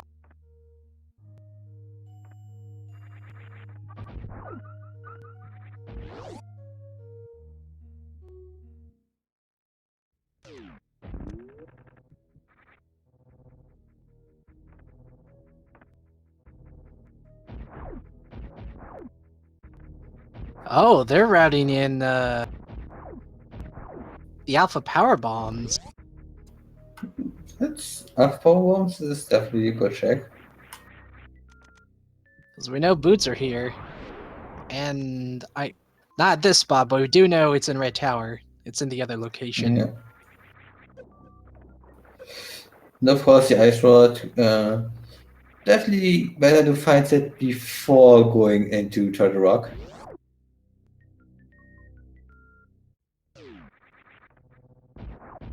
Still haven't found any of the medallions though, and that's kind of worrying.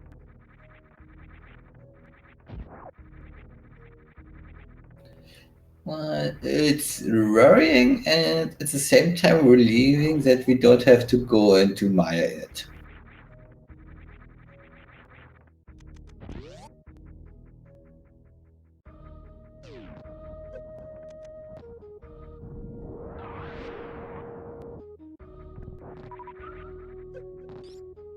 And there's the boots for Raikou. Probably very happy to see that there. Yeah, finally can go fast. Finally can finish out Desert Palace.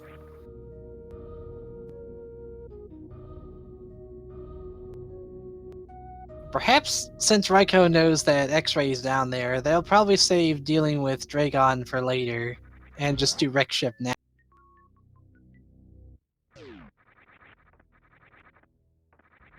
As it currently stands, they've only got 3 more items to check in Meridian.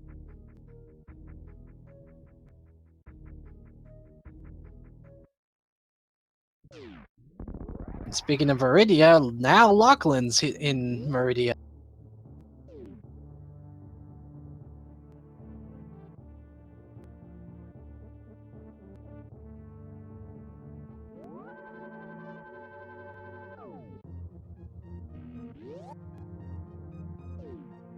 Yeah, I would argue Pedestal, but Shack Tool is probably worse.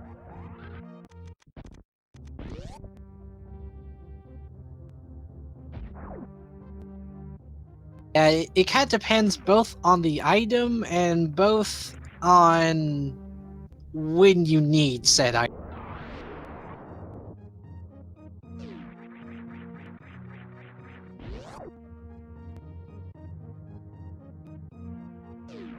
Yeah, Morph Ball on Pedestal, that's just disgusting.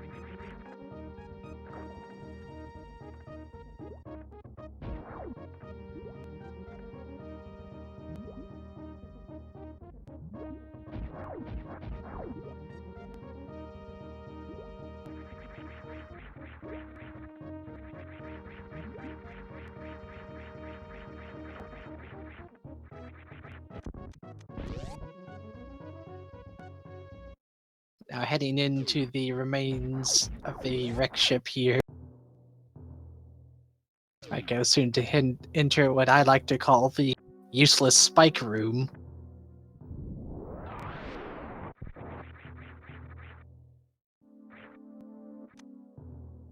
All for 50 rupees.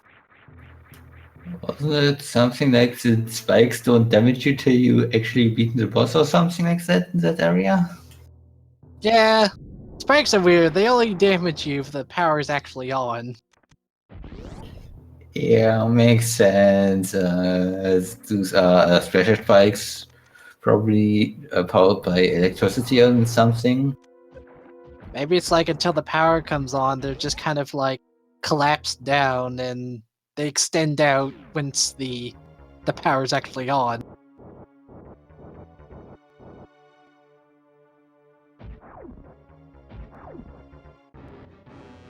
Either way, here's everyone's favorite boss in the crossover hack. Or even just the Super Metroid randomizer, Fantoon.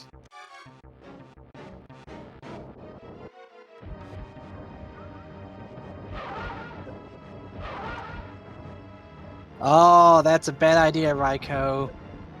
Yes, Fantoon does take double damage from super missiles, but he also goes into rage mode if you do so.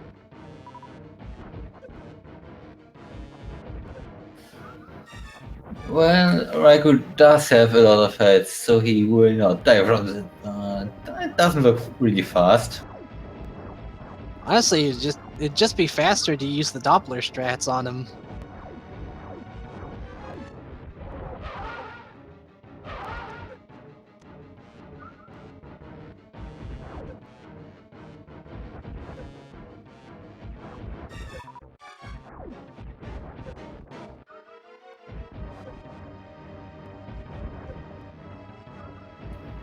So, Locklen meanwhile did found their moods and going to soon find their cane and fire rod. Yep, because And he's will in the be right probably stand pit. really happy.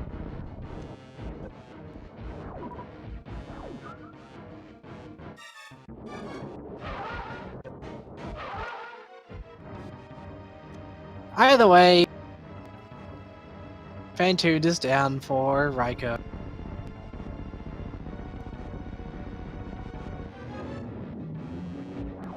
Now, all of Wreck Ship is open for him. While Locklen gets his fire rod. Gets his fire rod. So,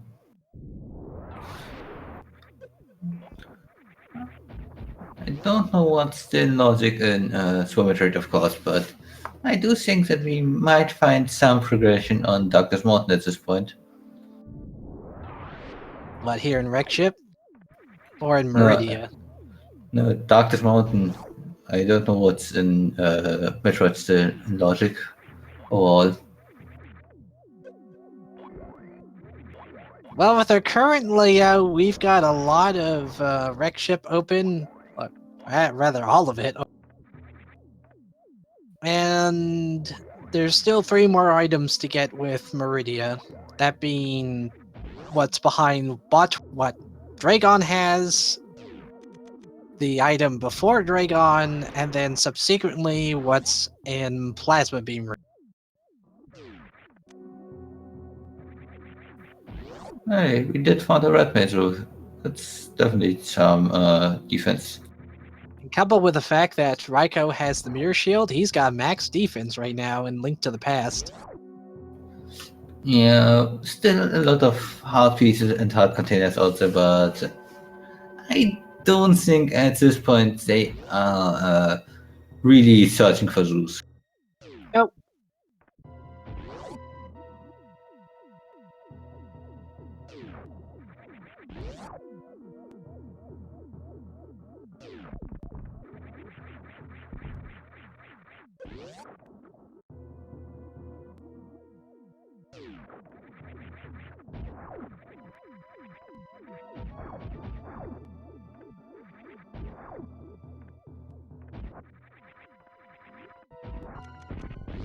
So what's here in the flooded Chozeru?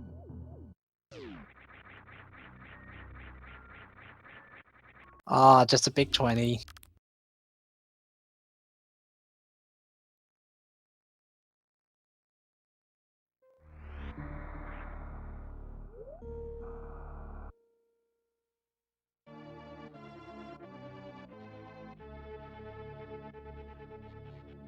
Well, I mean, technically, if you wanted the item behind Botwoon, you don't necessarily need to be Botwoon to get to him, or even Speed Booster for that matter, because there is a portal just before Botwoon that's on the dark side of Lake Hylia near where Ice Rod or the Ice Cave is.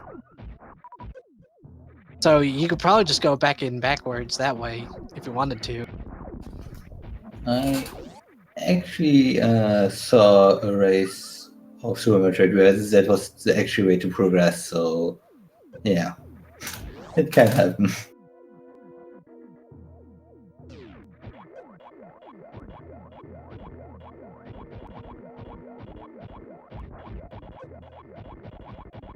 So what's in the attic here? It is the validation arrow. Not even picking it up, thinking he has enough arrows. He's going to struggle to find that one last arrow.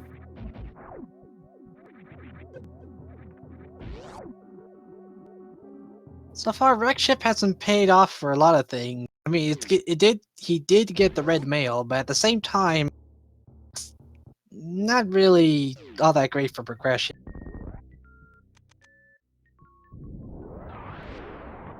And 300 rupees at the top of the bowling area.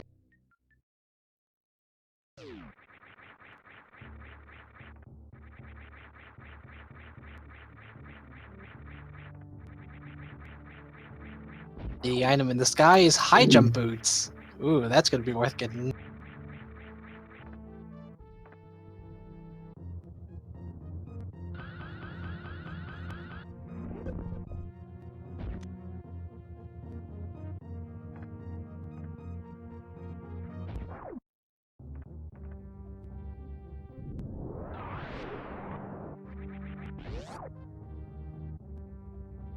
Now all that's left is the item just before that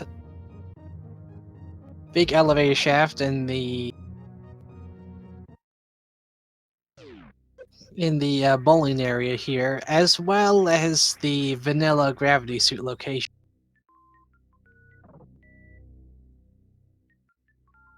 Just an E-tank just after Botwin for Locklen.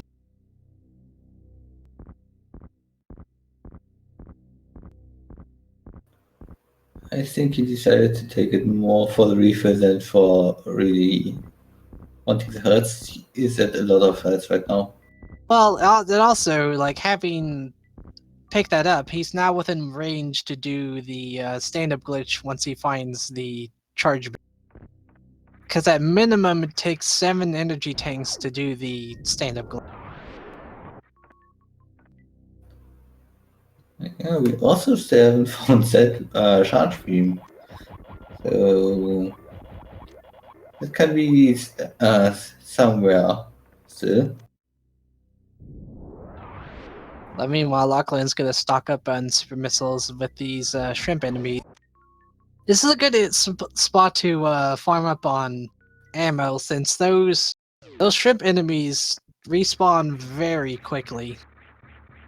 And there's like 5 of them that spawn as well.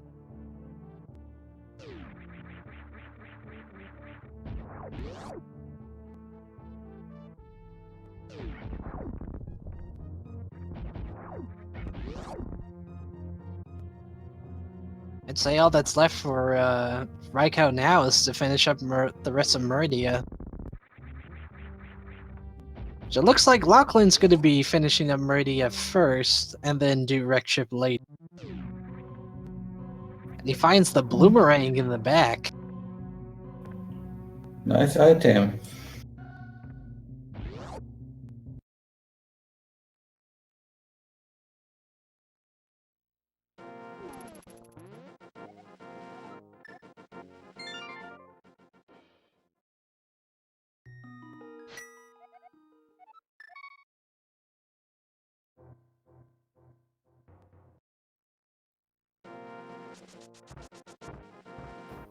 And Right, now that I'm right. thinking that since Raikou has the Titan mitts, they're gonna go check out what's over at Super Bunny Cave and Hookshot, as well as see what medallion is required to get into Turtle Rock.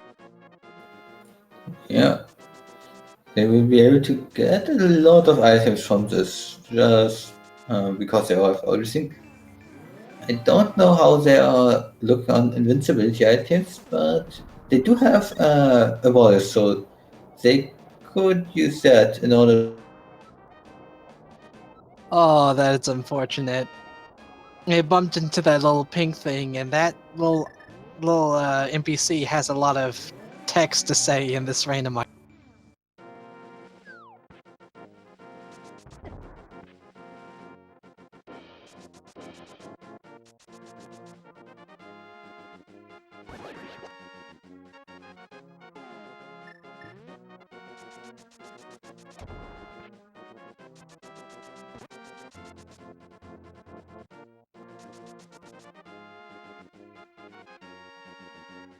I agree, Zosti, that is a good song.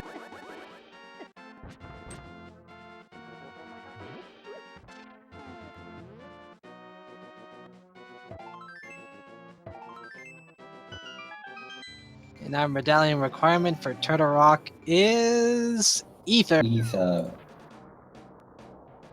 So, Ether is now going to be at Hookshot Cave, so we can directly enter that.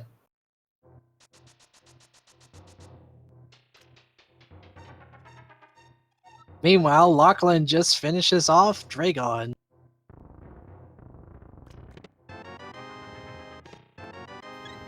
And the You Super know, Bunny Cave has the cape. I talked about sequence break in Strike Cave. No, it's not a sequence break.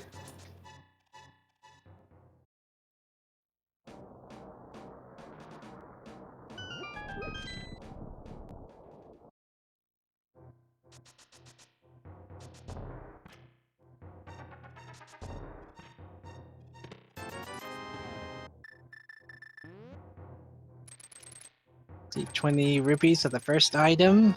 Ooh, morph ball bombs at the second one. Definitely appreciate also. They could have been coming a bit earlier.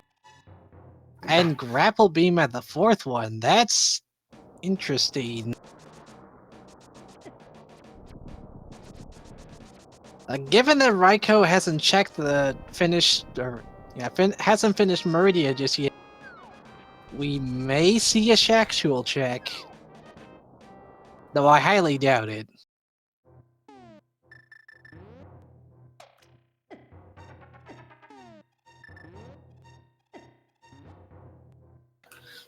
So Raikou's now in Spy Cave and uses the cape for invincibility. There is something with the cape being a bit interesting because if you change to the cape, you can't instantly equip it. It takes about a second to before you can. And hey, flippers! It Swamp was a is good fully thing clearable. it was a good thing he checked that place, because now Swamp Palace is open for him. Swamp is fully clearable, and there is a thing we mentioned earlier with saving and quitting in the Dark World. We got the mirror, we got the Egg and Dead, so we're definitely going to end up on the pyramid a few times. Probably on accident. I missed on Locklen's side. What did he find behind Dragon?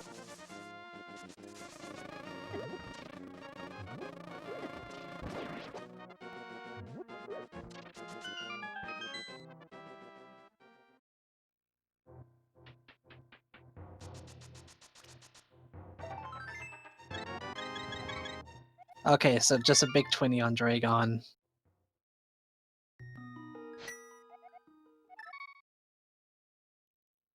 Locklen's gonna give us a check to see what's here in the plasma beam room.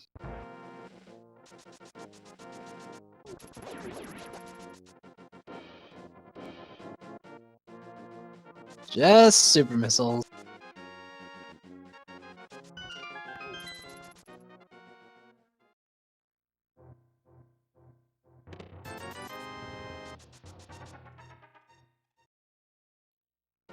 Now I didn't forget about Dragon, I just forgot what was behind Dragon.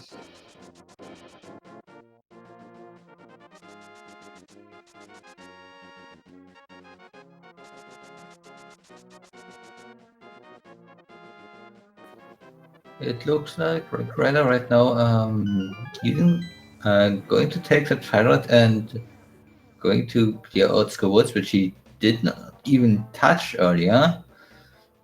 I think we found Wave Beam here, right? Yeah, we found Wave Beam here. That was in the chest with the Gibdos and skeleton.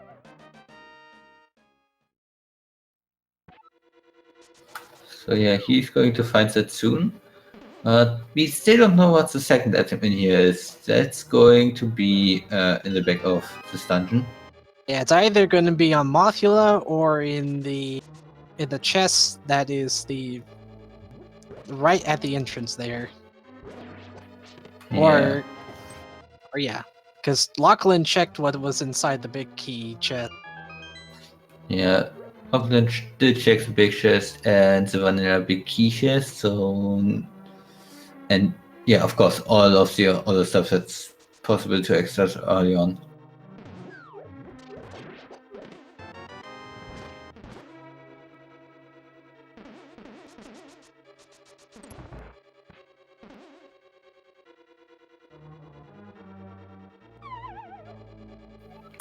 Now a tracker pointing out only Ether and Varia suit actually needed to complete the seed. Yeah, this is all hoping that we don't need to dip into mire at any. Which I think we do have a portal for in Super Metroid somewhere. Oh, Raiko's doing a rather clever play. Since he's using mirror here, this resets the items that the skulls would have, so he's using that to refill his magic. Can also use it to farm up on bombs if you are just entering here and want to get some more bombs.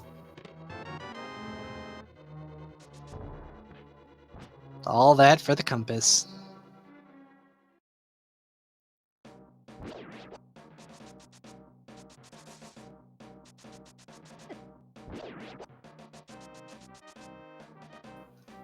So Locklen earlier had to do the statue pushing puzzle in this room. Raikou has the cane now and just places a block on there. A lot quicker. And a lot safer since he doesn't have to juggle the Gibdos either. Yeah, don't have to juggle the gift though while making sure that you don't get grabbed. And yeah, definitely a lot easier. So Locklen now as well on Darkest Mountain will find his cape soon and hopefully will pick up his flippers shortly after. Let's hope he makes sure to check the Spike Cave while he's here.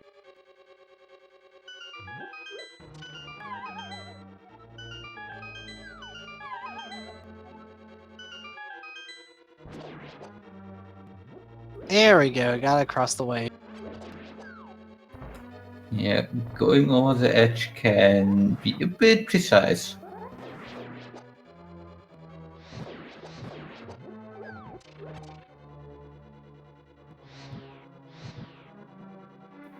If Raikou would want to save a bit of magic here, he could have changed to the lamp after killing all the Gyptos in order to really save some magic there.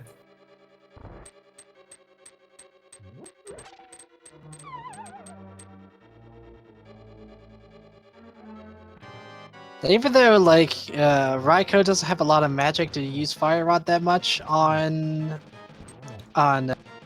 Mothula, Tempered Sword does a lot of damage. Yeah. Tempered Sword Gold Sword taking 4 slashes, same for the hammer.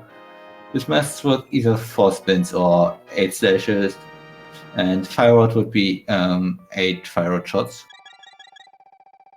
And unfortunately, as we saw there, Mothula only had the map, so the other item is on that chest.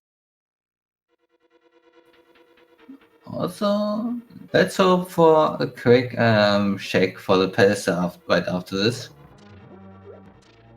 Yeah, I mean, he's right there. All he'd need to do is mirror and check it. Yep. And he will have to mirror out here once he exits the dungeon because he doesn't want to do it as well. He wants to just mirror. Oh yeah, we're gonna get a pedestal check. So chat, pedestal hype.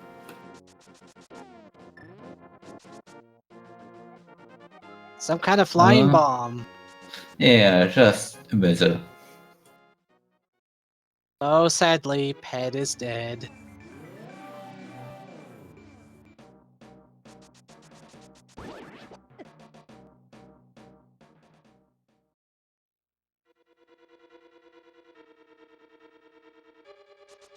Man, how bad would it have been if, like,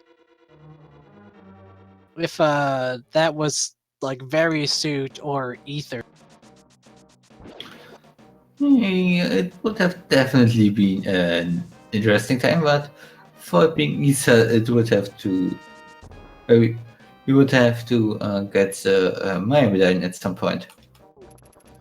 And Locklen right now going into Swamp Palace. RaikouRider in the meantime looks like he's going for the Smith Chain. Smith Chain and probably. Actually, we don't Yeah. have either mushroom or magic powder to go to see Magic Bad. We could still do the Yeah. Smithy Chain. Yeah, probably going to do the Smith Chain and bringing the purple chest home and then going into Swamp Palace. Doing a lot of checks in the same area.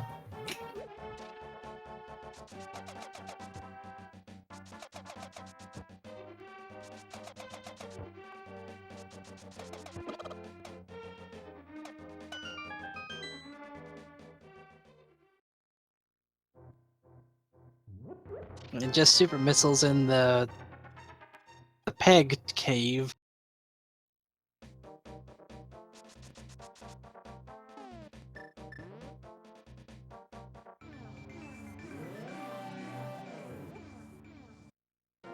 Well, let's see what the smithies are gonna smith up first today. Yeah, will they give us a nice little coin or just some love?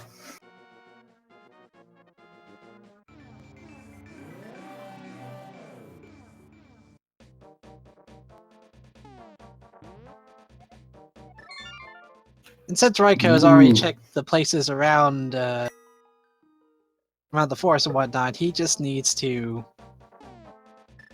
save and quit. But again, since this is an Aghanim yeah. seed, he has to mirror out for. Yeah, it's really easy to forget about that. Because Aghanim seeds don't happen too often, and when they do, you are most likely gonna forget that you have to mirror first if you want to be on the light world. Yeah.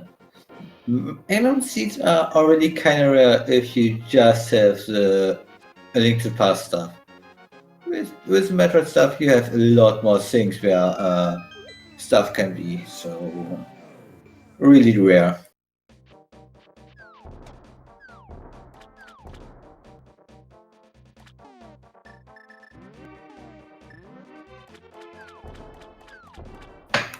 Also, Raikou could have actually just swum through that pond there without any problems. The chest would have followed him. And Locklen actually going for the left side in the swamp right now. Ooh, Ooh, fruit. yeah, that's a good item for Raikou.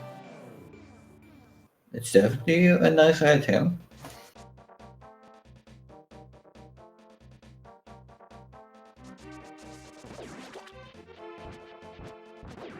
But now, like Locklen, Raikou is going to be heading into Swamp Palace.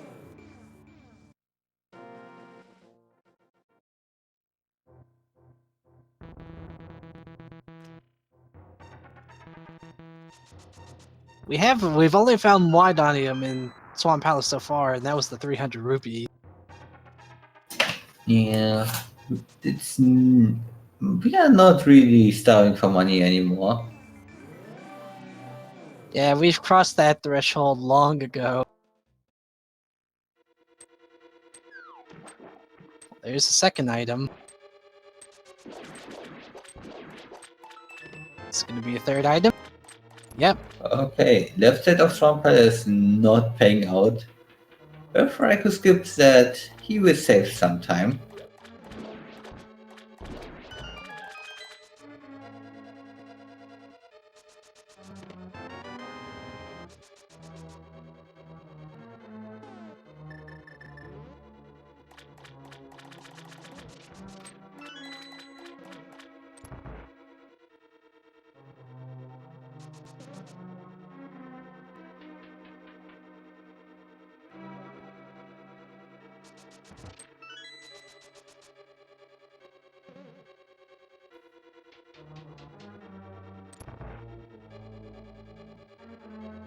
Well, the question is, are we going to find something useful here in the back of Swamp Palace, or will we have to dip into Ice Palace?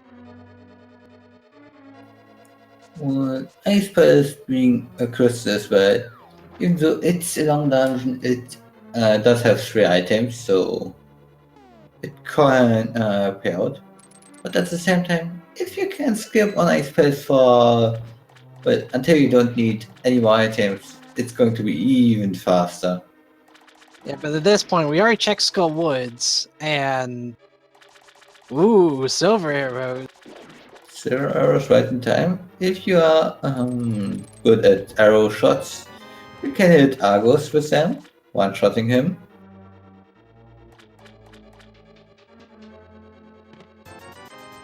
At this point, we already checked Skull Woods. I don't think we've checked the rest of the items in Thieves Town, but there's only like I think 1 or 2 left there. So Yeah. at this point, we'd either have to see what items are around and in Misery Mire. Well, actually, we can't go in Misery Mire because we haven't found any medallion yet.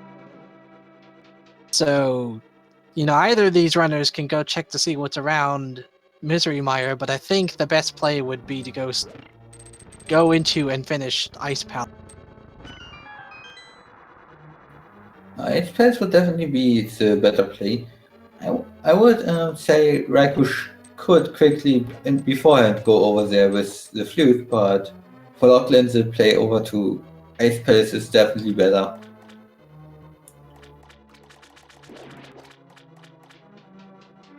Locklen's trying to get the shot in. Yeah, the hitbox for Argos, especially with the arrows, is really small. What does he drop?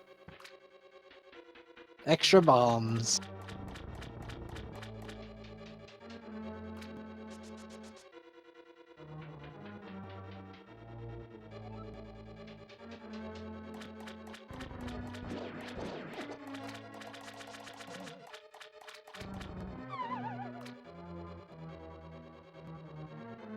So yeah, we've got 3 items to check, or 3 item locations to check in the Misery Mire area, and apart from that, the only other place we have is Ice Palace. Well, and of course, the back of Thief Town, which has at least 2 items, I think. I saw at least 1 dungeon item earlier there. Lockdown also hasn't done Hobo, it seems.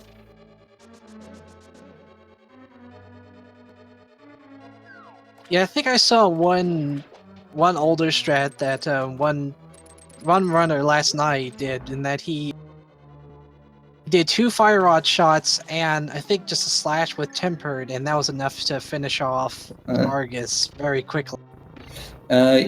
It's actually the energy strat, and you use 2 fire rods into 1 spin with with that combo Argos into not going off screen, and yeah, that's pretty much 1 second for the second phase.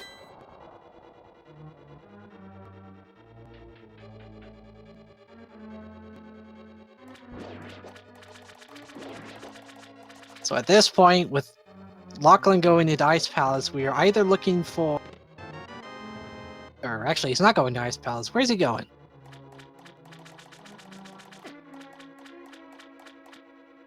That's right, he never checked the Waterfall of Wishy.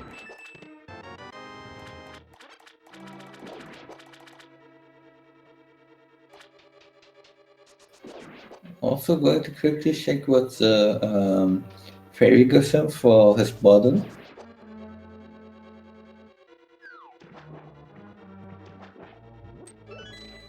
Fairies, definitely something nice to find. It's safety. It put one of its own kind in a bottle.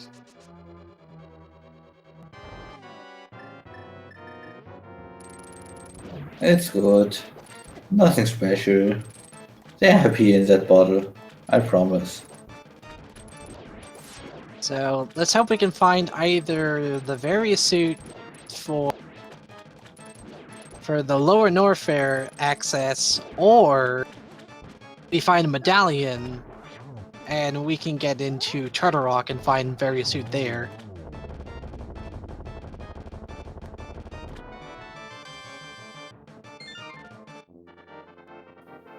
And RaikouRider finishing off Argos with just 2 tempered spins, doing good sword damage each.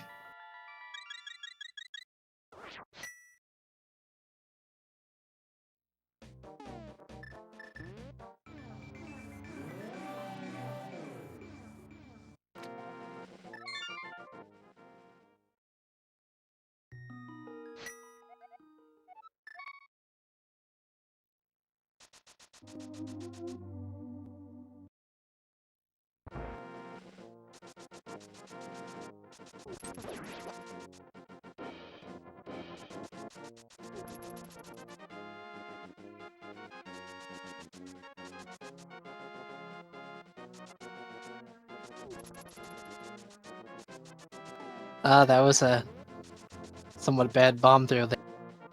Pesky wall getting in the way.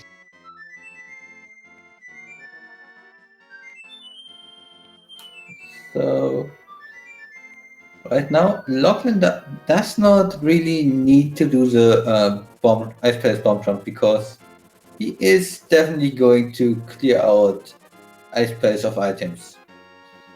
He could do it in order to save on having to find the big key, but it's definitely a good decision to not just do the Ice Palace bomb jump.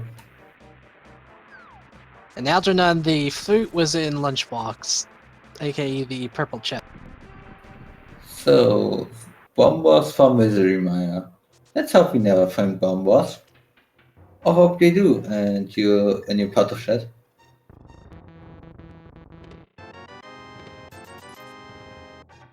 Well, nothing in Meyer shed.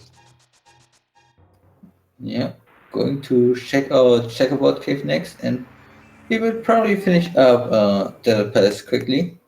Though it looks like they're going to be doing that first. Yeah, definitely a nice decision. I personally would have just done Checkerboard Cave in order to not forget about it. But I can see it. He has only found one item in here by now.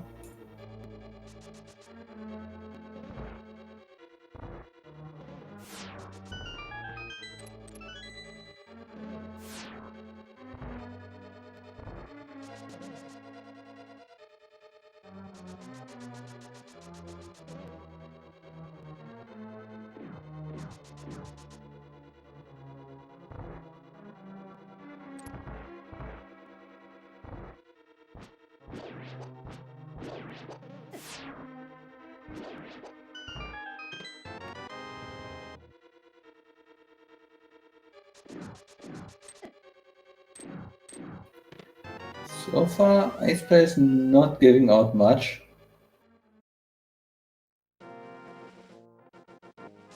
The downside here is that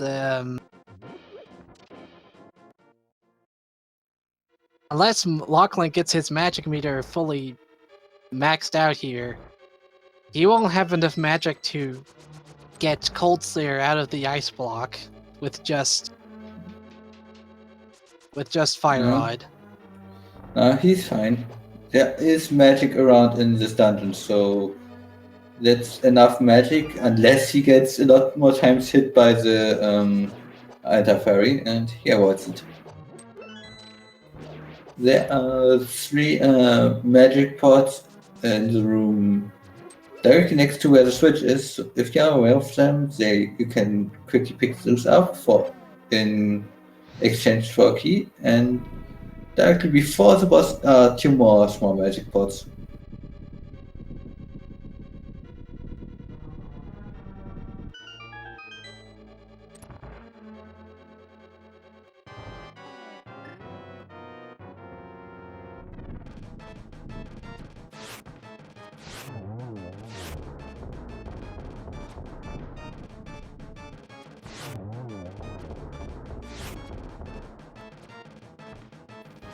Right, I'm good having a bit tries. of trouble hitting Lamulus with those silver arrow shots, but he manages.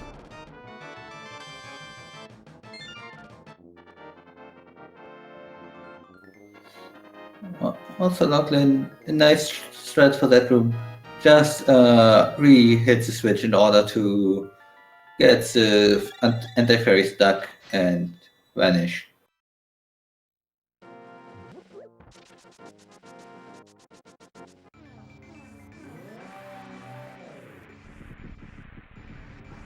He did have to use a bit of magic to get into this room, but thankfully those two skulls right before getting into Cold Slayer's room refills his magic back up to full.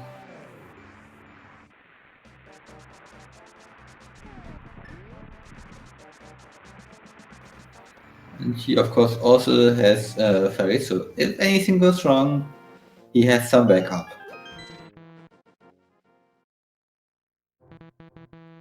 Hey, Quake! You don't need Quake.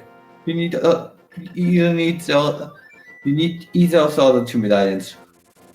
Yeah, since we saw that Meyer was Bombos and, Turtle Rock is Ethan, we don't need Quake for this run.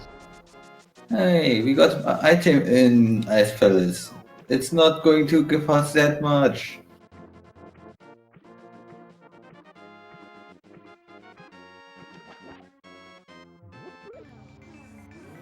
Now, since Locklen does have both of the 5-6 crystals, he can go check out Pyramid Fairy, and that might have what we're looking for.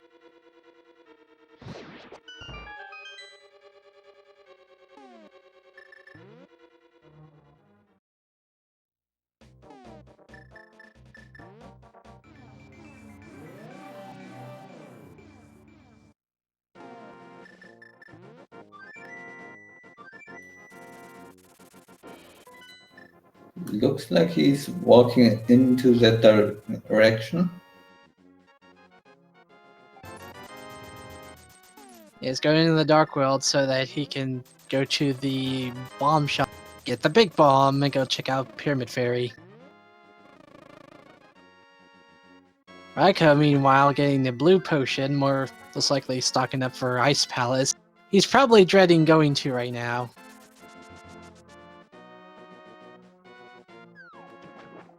But given everything he's checked so far, he's got nowhere else to go. So, something that's really nice, since this is an Aghanim seed, if he would decide to, if he goes for the bomb, he could actually go north here or link south, mirror in front of the bridge to Hyrule Castle, and walk up into the portal from Aghanim.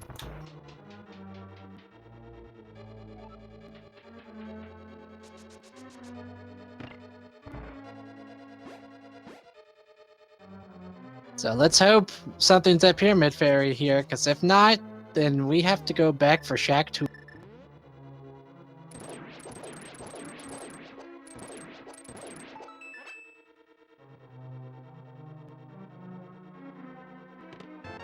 What's in Pyramid Fairy? There's Suit. So now we can do a bit more in Super Metroid. Yeah, that's all of Upper and Lower Norfair opened up.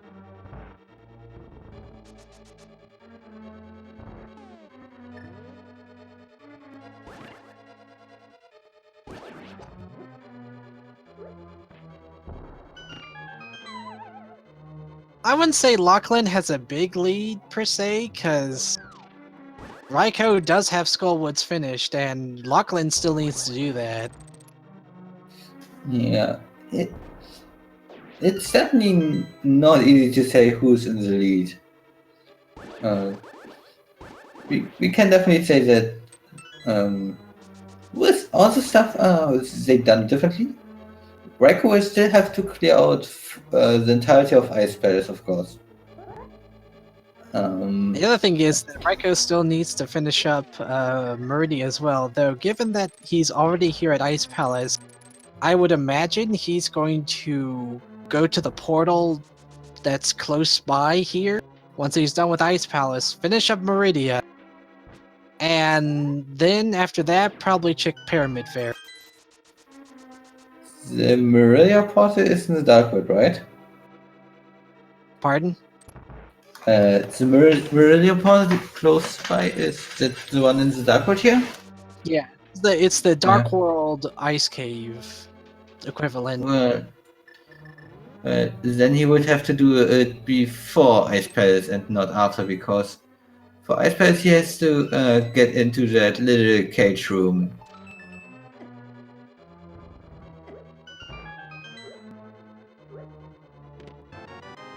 There's also the fact that Locklen still needs to do wreck ship. Though given that everything he's found right now, he doesn't need to get anything else in wreck ship. He could just beat Fantoon and leave. Given that he still wants to find Isa Medallion, I don't think he's going to do that.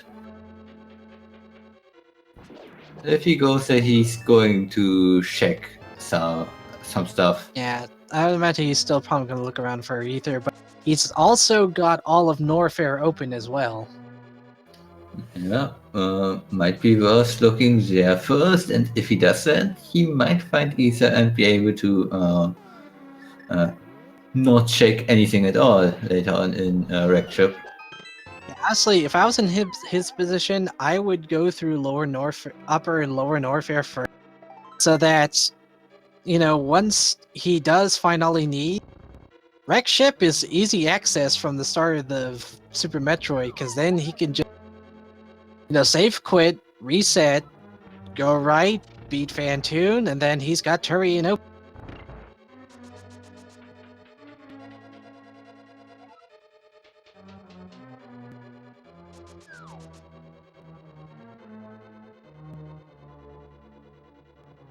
Because I believe on Raikou's case, the only two items we found in Wreck Ship was high jump boots and the red tunic.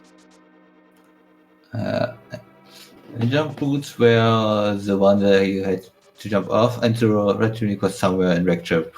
Yeah. Yeah, it was the items in the sky location.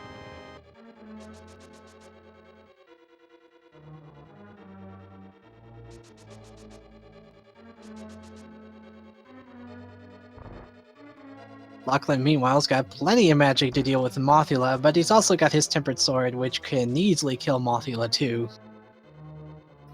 Yeah. But it can easily kill Marcia when Marcia doesn't want to hug spikes for an hour. Yeah.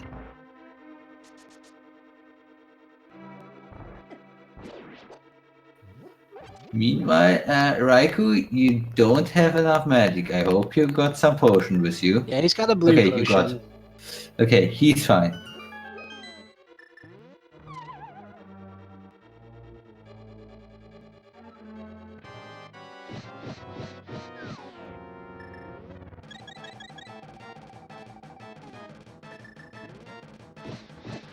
The way Locklen's done with Skull Woods, all he's got left is Turtle Rock, Wreck Ship, and then Lower Norfolk.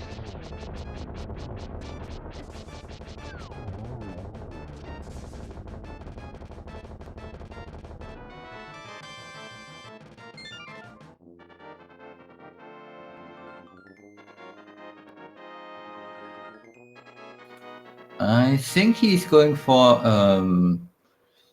the Smith chain first. Going to be give him the flute. Not really needed at this point for him, unless the progression is in Miles, then it will definitely pay out a bit nicer.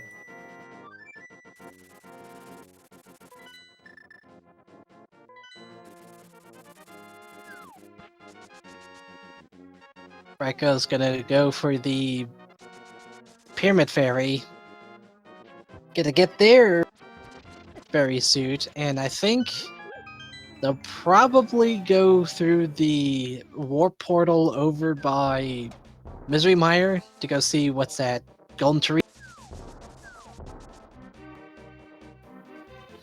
It's definitely a nice idea going through that one. And once Locklen is done with Smith chain, he will be able to do the same. He can just go use the flute right afterwards.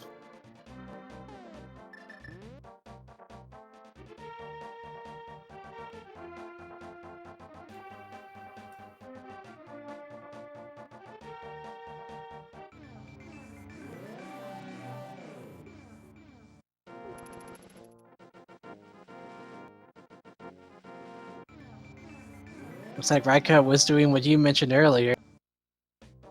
Taking the bridge and then just using that Aghanim portal to bring them right to the pyramid. Yeah. You got screwed over a few times by the Aghanim warp, getting him to the pyramid from second quit. This time he can't use it. And I think he likes the warrior suit. By the way, I'm sure he's happy to see that very suit.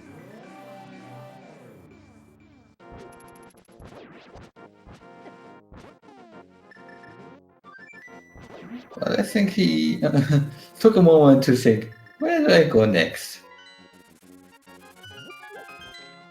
The Misery Mire portal. And yep, going to do what you mentioned earlier. That would feel terrible if, like, Raikou or Locklen checked all of Norfair, didn't find that ether medallion, and so they'd have to either check Shack Tool, or if they manage to find Bombos down here in Lower No Fair, that would mean they'd have to dip into Misery Mire to get. Definitely not the most wanted place. Like a resetting because they saw there's not really much to get. Though Screw Attack is at the front there. Though I don't think they're gonna go for it. Screw Attack's not really needed to go through Lower No Fair, but it does make traversal through it easier.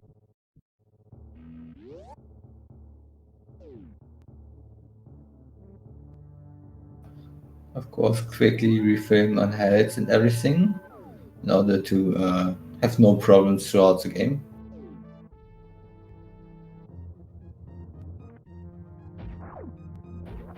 And it looks like Locklen going ahead and going for the Maya area play as well, and probably going to take the same portal and shaking the same stuff right afterwards. Yeah, the Rai has more than enough ammo to deal with Mother Brain without Charge Beam.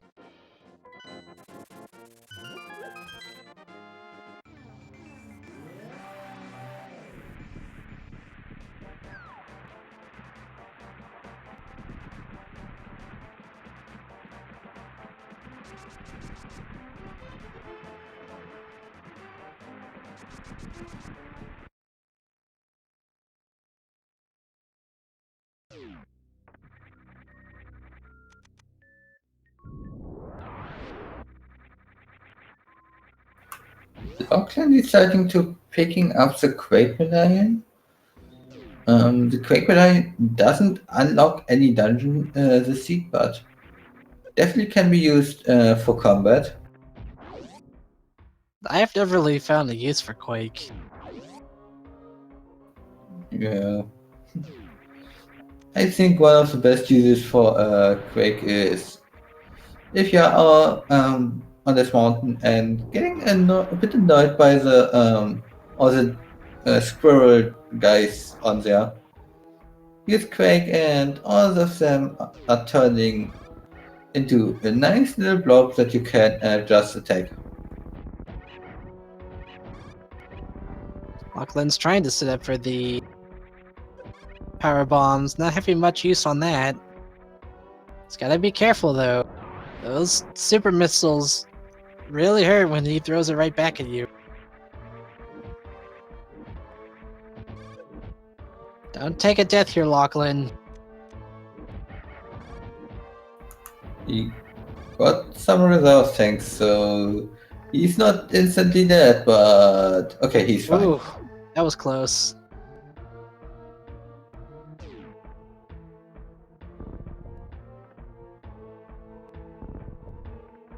Let's do a screw attack.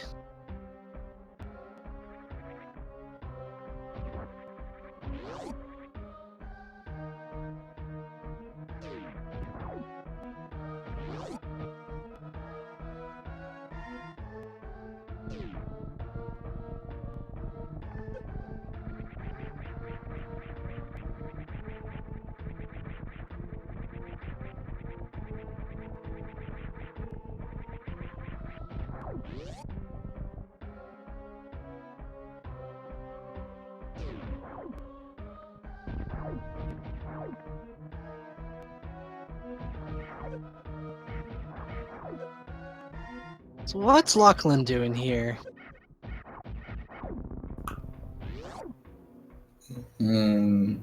Is he deciding to do something in Link to the Past, or is he just wanting? Oh, he just wanted to reset. Okay. Uh, doesn't the transition save in this? I'm not 100% sure.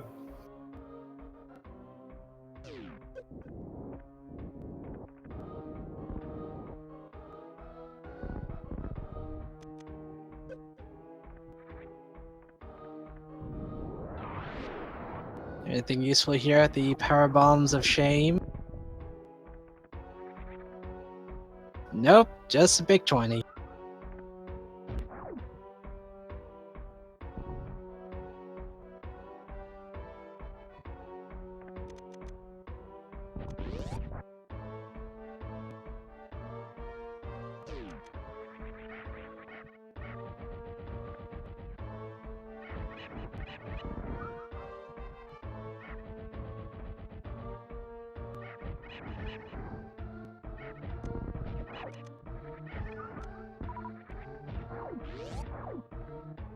By the way, RaikouRider very handily deals with the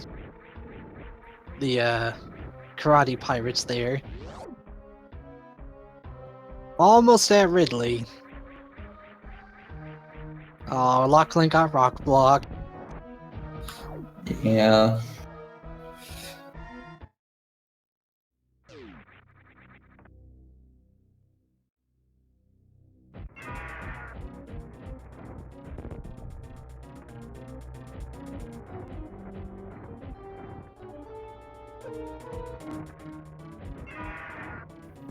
Right now, Ridley, uh, uh, going definitely needed, so makes sense to quickly get him out of the way. Locklen, meanwhile, is checking out Bubble Mountain.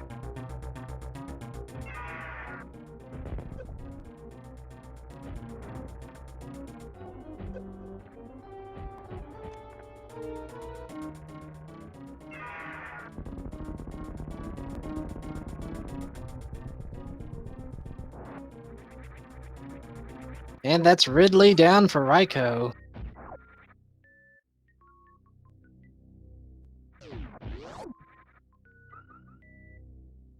That's a neat tank, though they'll pick that up just in case they manage to find Charge Beam anyway.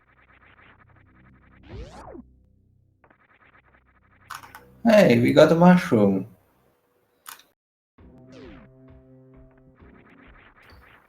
Wouldn't that be funny if we find bombers on the on the witch now and Isa and Maya? Yeah. So I'm sure they would enjoy that one bit. I'm sure Shed would definitely enjoy that idea, but our runs are not part of Shed, I would say.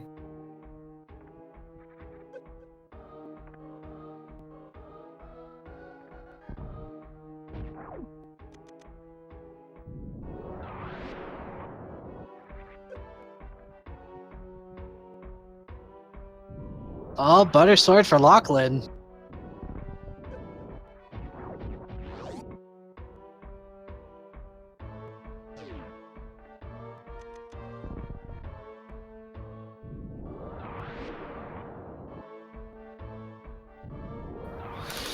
Yeah, Bannershot not saving a lot of time in Link to the Past, but if you can get it, sure.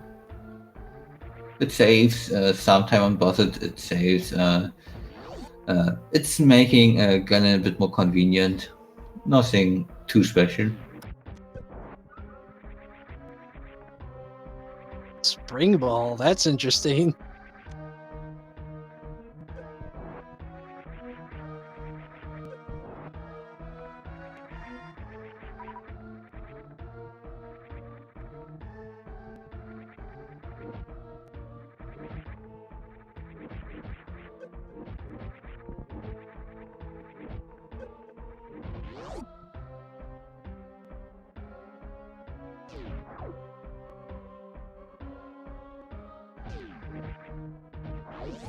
And we're quickly running out of places to check here. I'm almost thinking that Ether might be at Crocomire. Yeah, because there's nothing there.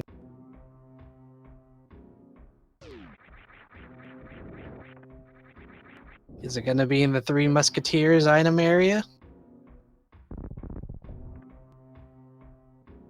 Nope, just a bee. It sadly was not meant to be. Yeah.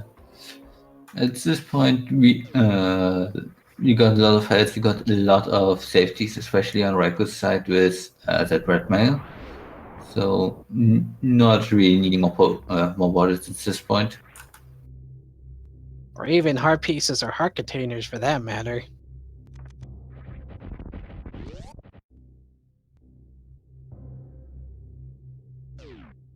Meanwhile, it looks like Locklen's were looking to route his way into the front of Lower Norfair to grab Screw Attack.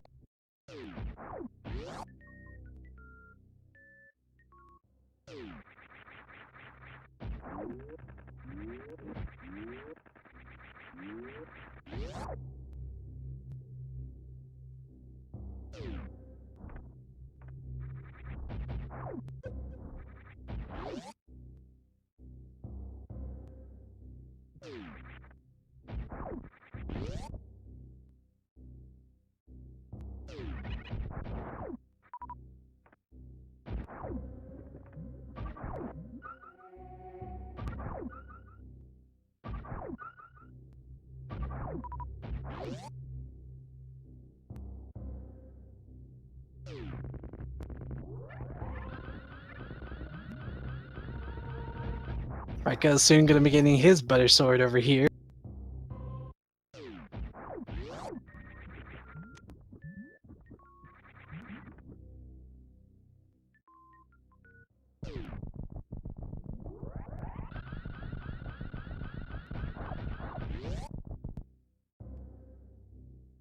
Interesting tidbit here. This is one of the too few locations in Super Metroid where it requires you to have an item.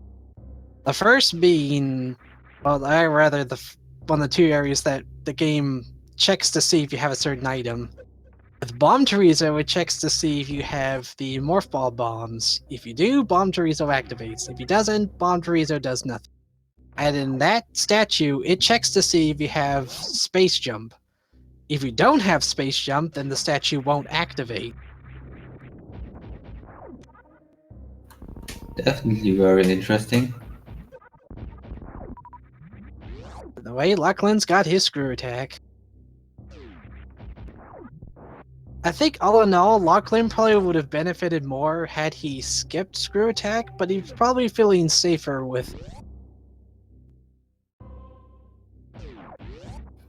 Yeah, throughout the time, he looked like he has some issues with placing bombs from Space Jam and some other stuff. So I think he's just more used to just having Screw Attack.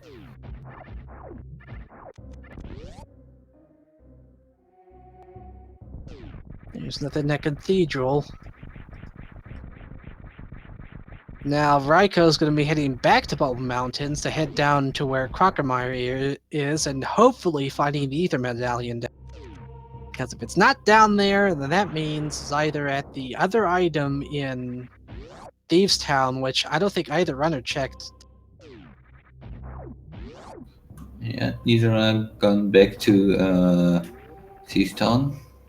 Or Ether could be at Shack Tool.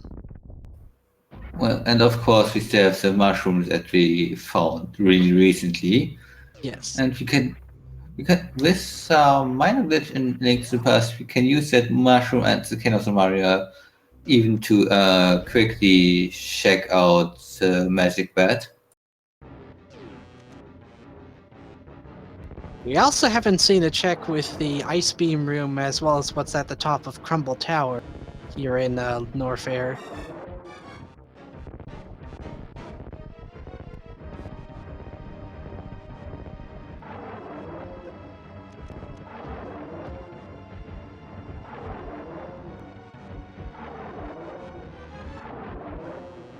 See, and Raiko doesn't want to waste their supers, they're resorting to regular missiles.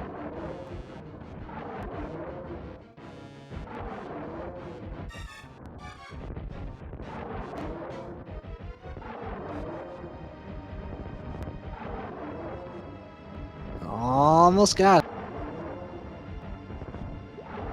There we go.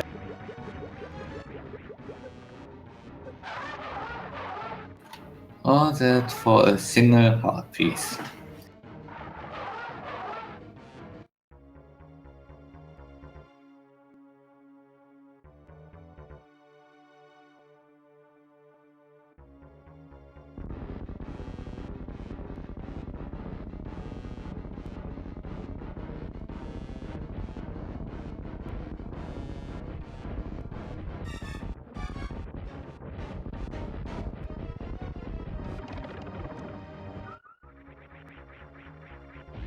I'm gonna laugh if Raikou tries to get into Turi and forgets that, oh, I haven't done the Dragon just.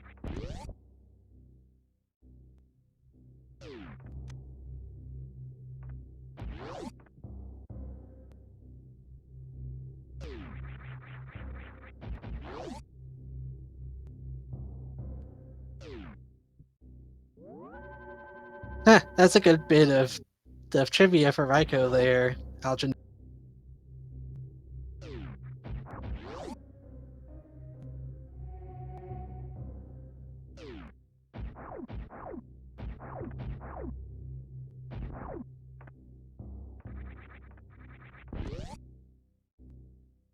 Locklen's having a bit of trouble with these metal pirates. But he got it. Oh, and hey, Charge Beam! So now we can pretty much ignore any ammo counts, and we still want to have some ammo to kill stuff quickly, but charge beam is enough. I think the only thing we're missing now is finding wherever the heck Ice Beam is. Hey, there's Ether! Hey, go mode! Yep, we're in go mode.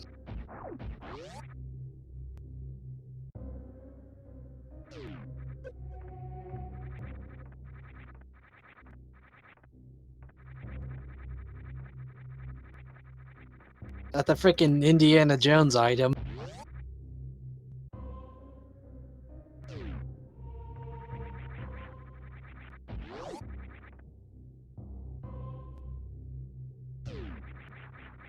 Locklen, meanwhile, in his fight with Ridley.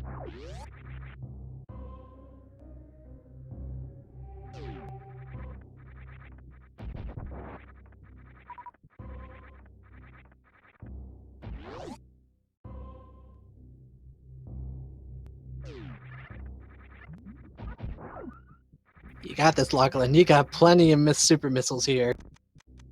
Just go hog wild with them.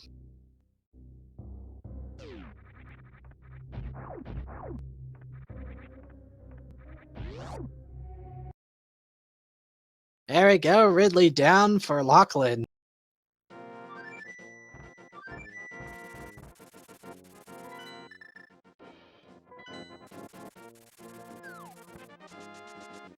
Where is Raikou going?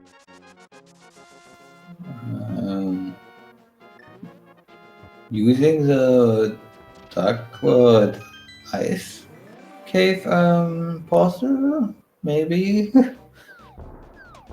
Would it bring anything? I think that's what they're doing, yeah.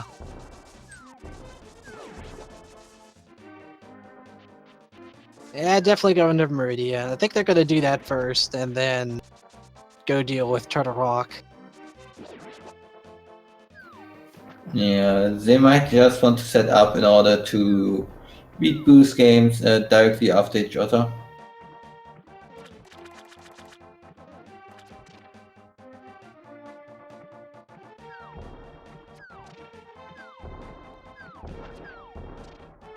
Well, Locklen's having a bit of trouble getting out of this spike.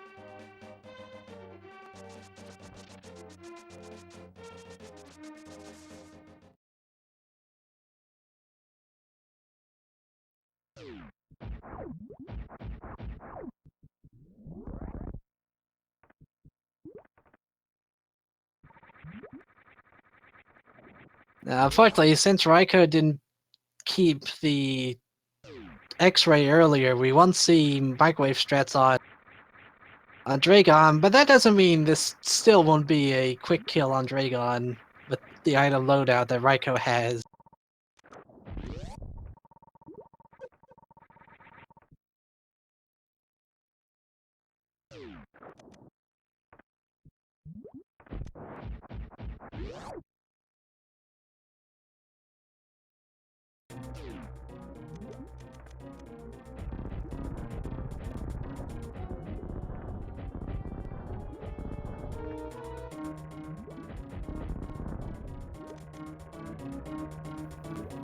Now that's true. Like Raikou does have the grapple beam, so we're gonna see some fried shrimp. yeah. It's all blazing, not just charge plasma, charge wave plasma.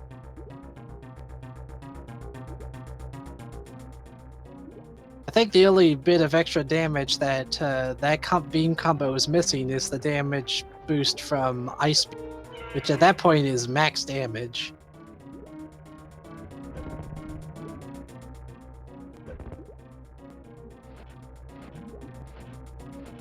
So almost got it. Just gotta get in the right spot. There we go. There's some fried shrimp.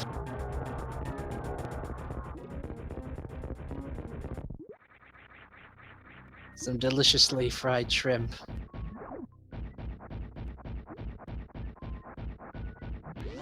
Raikou doesn't even care about the item, he just wants out. That's what low mode makes to you.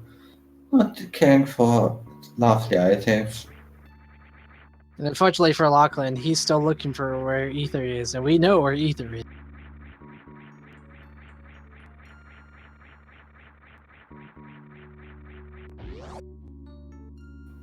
Yeah.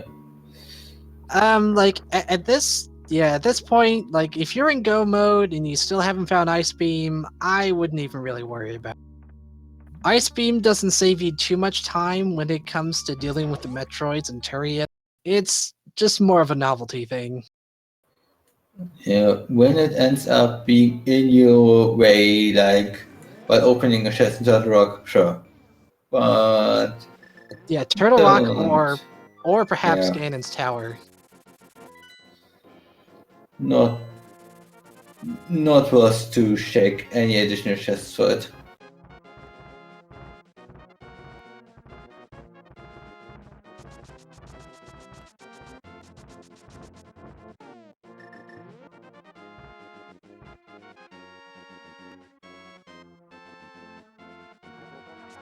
Ice Beam has a pretty high chance of showing up before we finish Link to the Past. Turtle Rock's got 5 items, and Ganon's got, well, a lot. Yeah, there are 20 unique items in Gan's Tower. 22, actually. Actually, 22? Okay. Oh, well, no, actually, no, yeah, 20 items in just Yeah. 22 locations you can check. Yeah, 20 unique items, 27 chests overall, and 22 where the Gan Tower big key can be in. Yeah.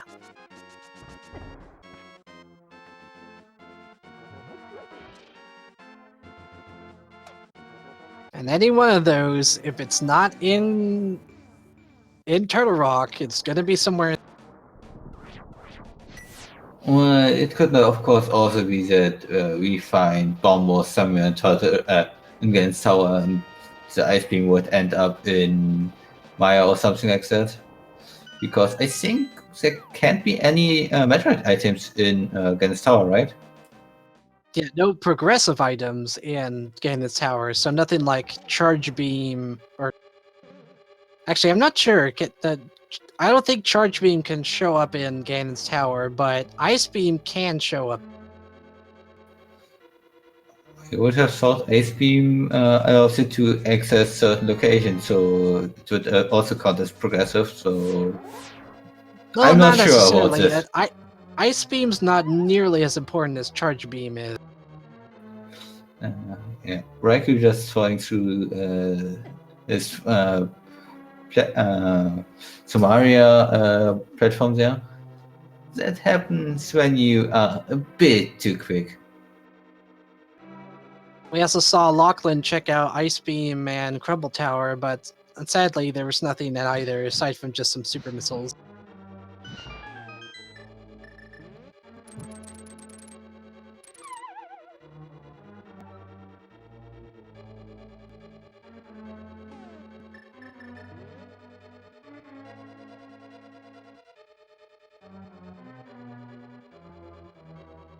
Actually, Let's Wave Pro, one interesting thing about this randomizer hack is that it actually adds a few more power super missiles than the vanilla game. So there's actually more than 60 in this randomizer. I think it's somewhere like 75 or so. It just replaces some of the regular missiles with super missiles. Wasn't it something like it's actually just like percentage based how much they can be in? Like still randomized in the count, or was it now randomizer? I'm not sure if it's like an actual percentage or anything like that. I just know that the randomizer does add more super missiles since a lot of the places do require super missiles, and it can be easy to like not get any when you get further in.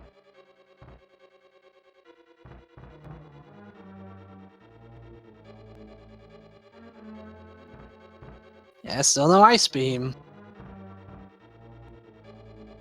I'm gonna laugh if we check most of all of Turtle Rock and like I guess some of Ganon's Tower. That's Ice Beam's gonna be at Shack Tool. Or maybe we just script ice beam in that middle chest of in the lava room. Yeah, I think at this point, Raikou is not caring too much if he finds Ice Beam or not. He's just going as fast as he can to finish. Oh, yeah, I forgot. It could also be in Mire.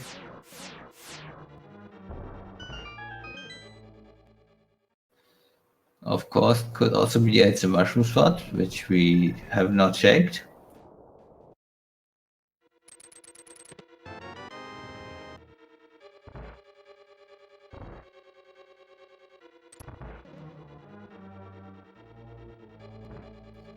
Locklen found his ether and is now in go mode, but he's gonna go check to see what's that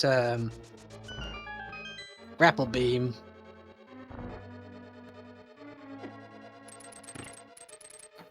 Oh, half magic. That's definitely a nice to have item. It's not like huge or anything. It's not making him suddenly be caught up or anything, but it's nice to have. Will save him some time overall.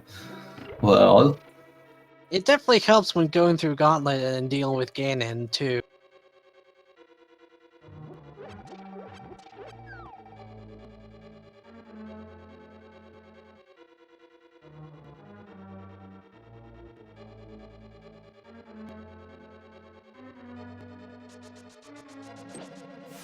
Ether was at the at the Indiana Jones item.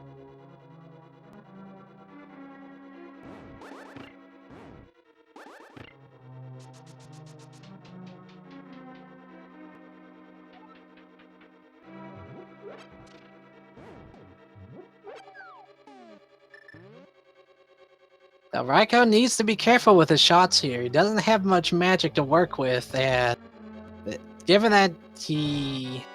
Actually, he has Gold Sword for this, so it's not going to be too bad. Yeah, just 3 swipes with the Gold Sword, and that's all it takes to beat one of the heads.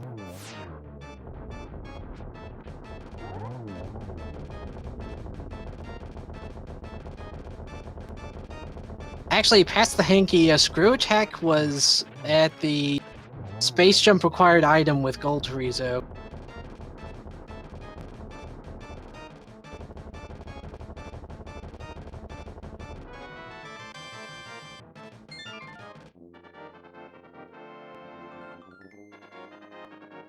Either way, Raikou gets his last crystal, which means it's time to start the guessing game with Ganon's Tower. Yeah, sure. Throw out a lot, and we really want to see a lot of numbers. Between 1 and 22, one of them can have the big key. You Shoot, want to know, what do you think it is? that's what it was. I was trying to remember what the dang command was for it. So, Pansnick, where do you think the against our big key is going to end up? I'm going to say 5. Okay, I'm going to say I like to say 17, and we're going to stop the against our getting game once Raikugo is down on our side. So just to need to just got some time.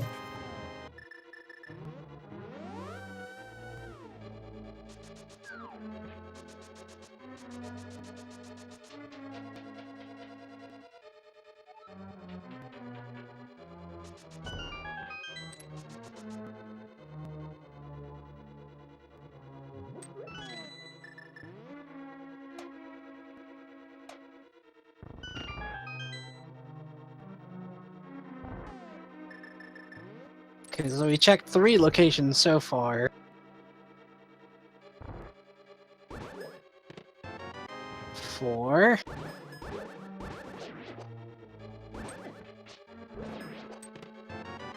5, so I'm out. 6. 7.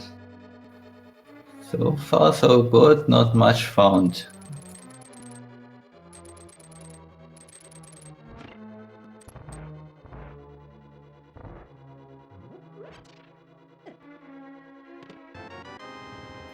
Hey, 8. there's a powder.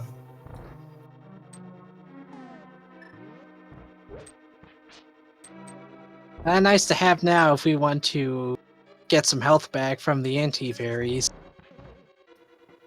Yeah, the anti-fairies at the top of Genital. With the powder, you can quickly get 2 fairies. Another fairy is directly in front of the landmark 2 fight, so really nice to have it. We're coming up to number 9 here in the Fire Snake route. Nope.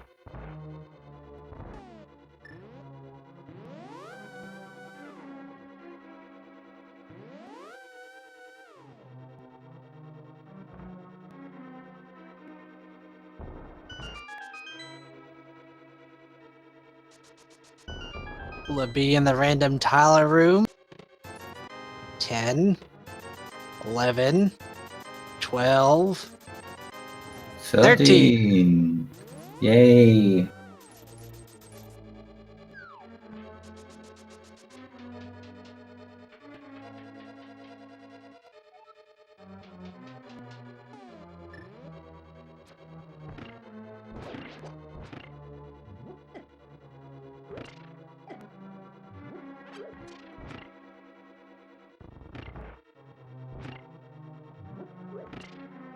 Yeah, closest to guess that was a subscriber to Speed Gaming was Big Hanky, or past the Hanky at number 50.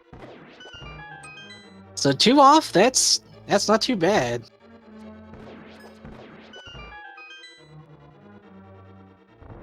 I think I've had like 5 of these races where I was just 1 off from guessing correctly.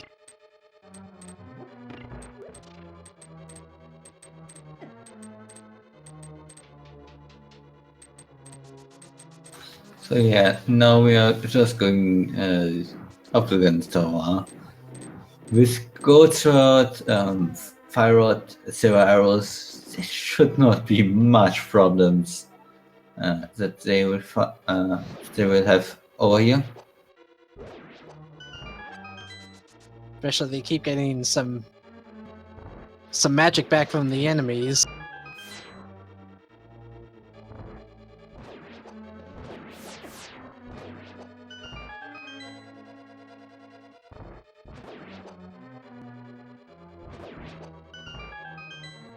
Of course, past the Hickey, now that you say that, I almost feel like that having subscribed to it, the luck's just gonna be gone now. So that's just usually how it is.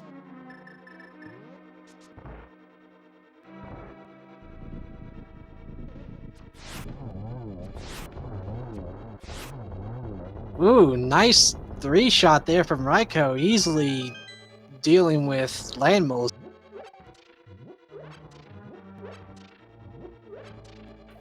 And making sure to use the refits in this room in order to not be low on anything going into cannon.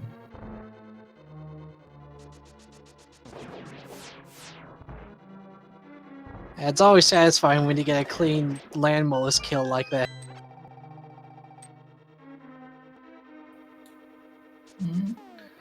Raikou, you could have quickly went out a few ways at one step to grab the 10 arrow pack.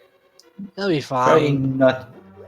Yeah, it probably is fine, but There, if stuff goes wrong, I like to have some backup. I mean, he'll have more opportunities to refill his arrows coming up.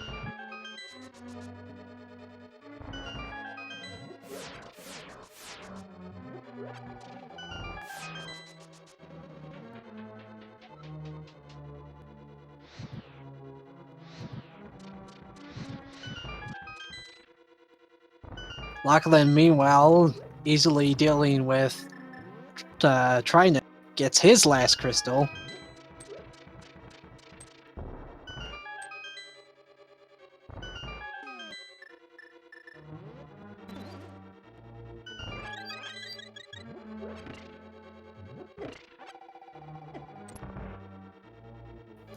Like quickly refilling on hearts using the powder and some interferes and also going for some magic. And Mono 2 slashes with the gold sword. Definitely a really quick kill.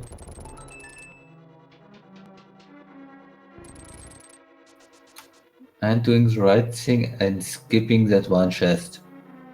There's no reason to pick that up.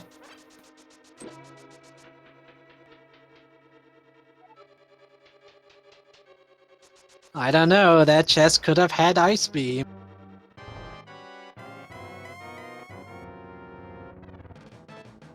By the way, Raikou's on his Aghanim 2 fight.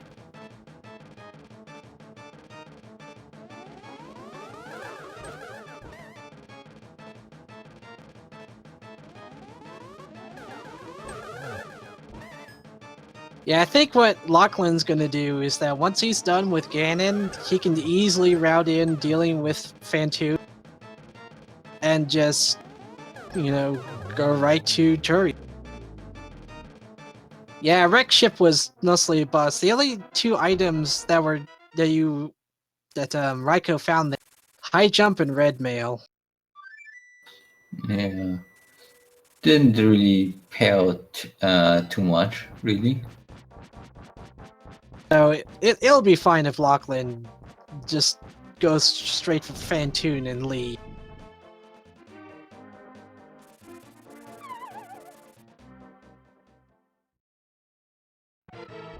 By the way, Raikou's on his fight with Ganon. And it's even correct that we fought Aghanim twice this seed.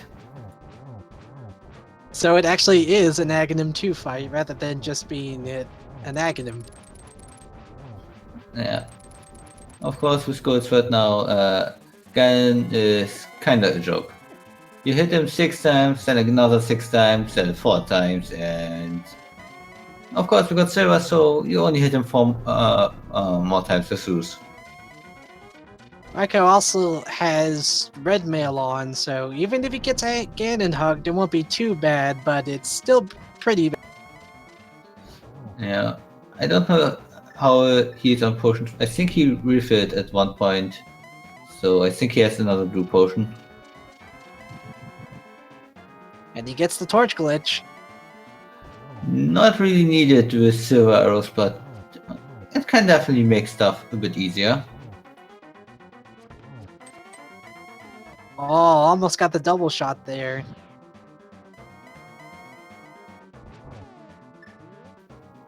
And Ganon is done. 1G Now in, just don't walk off. Just don't walk off.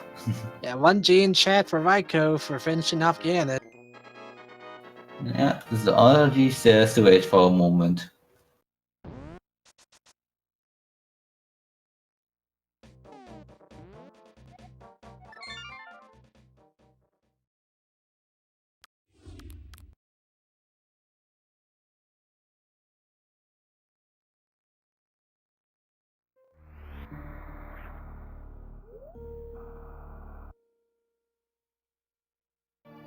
Well, let's see how well Raiko does with going through Turia.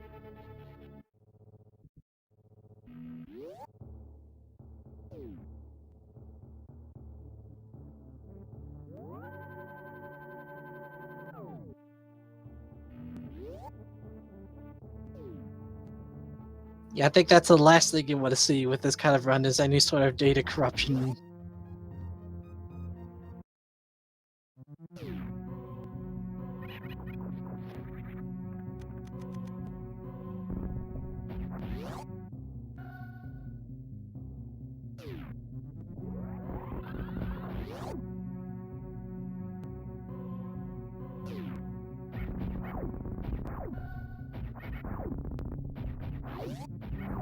So we are completely stacked at this point. A lot of ammo, charge stream, plasma, wave. Like you said, only HP would be a bit more optimal, but then again, we don't really need that.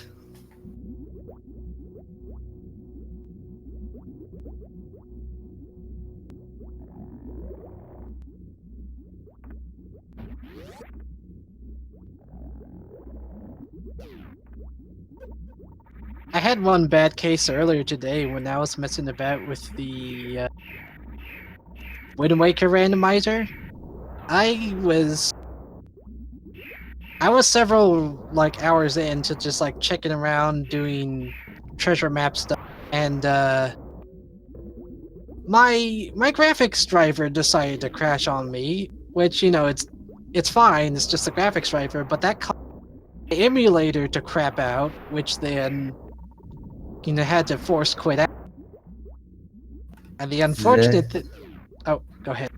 It's definitely unfortunate stuff like that happening, but that you just can't control really. Yeah. I had lost several hours of progress on that.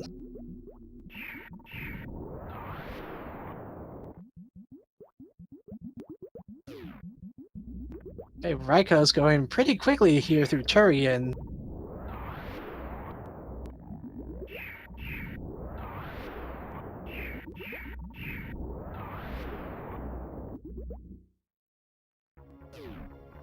Given how low their health is, I'd almost argue that they're probably not going to bother with the baby skin.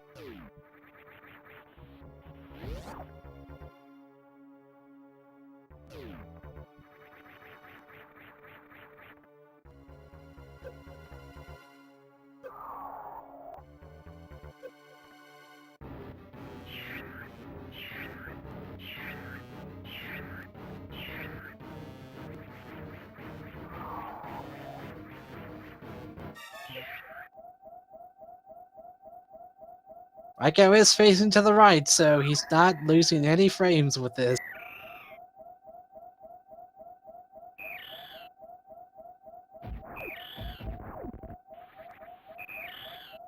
Wow, Rai doesn't know how to do any of that? Huh.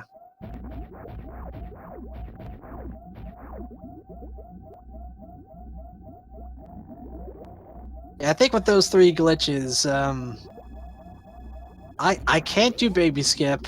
I know how to do the Zeb skip, I just can't execute it very but I can do the stand-up glitch.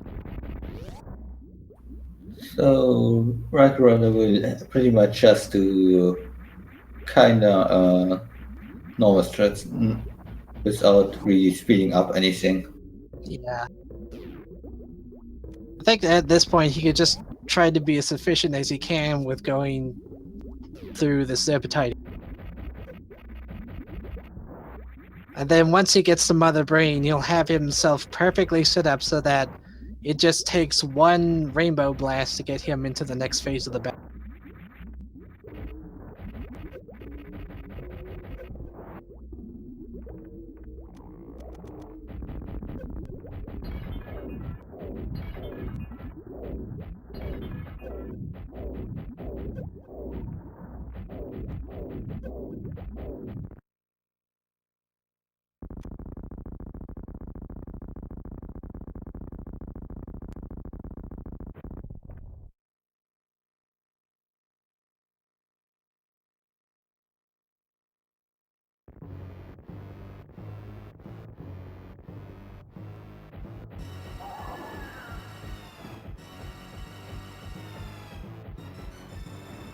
Raiko, interestingly enough, using super missiles rather than the charge beam to do damage.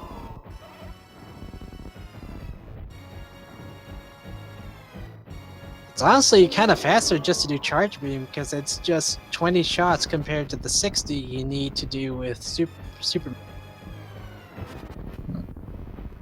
Maybe he is not used to the charging up part of charge beam. Either way, he's in prime condition to get himself in the next phase of this.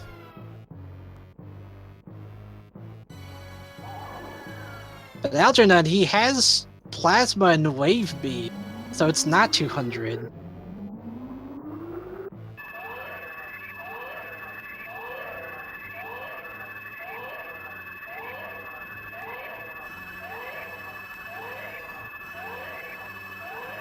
Locklen's on his fight with Ganon. Hopefully you won't have too much trouble dealing with Ganon here.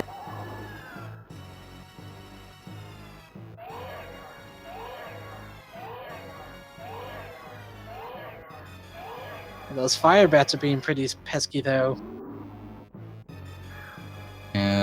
He's going to try to instantly hit Ganon every time and hope to not run into him at all costs.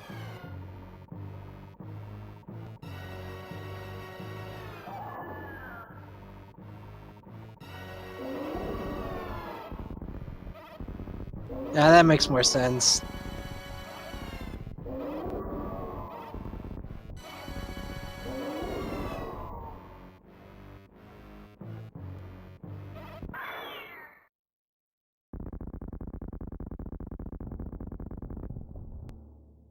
Oh no, Locklen taken to death, but does he have a fairy? Yes, he does. Yes, he still got the fairy from the waterfall cave, so that's really good to have.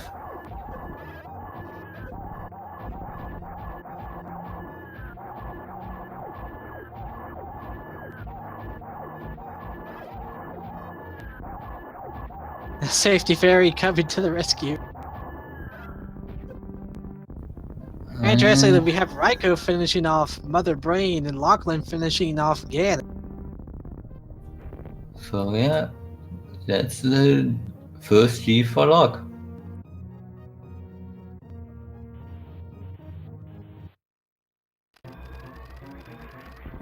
So now RaikouRider in the escape sequence. I would expect we will not see any animals. Not because mainly because this is a tournament race, and he will probably want to win.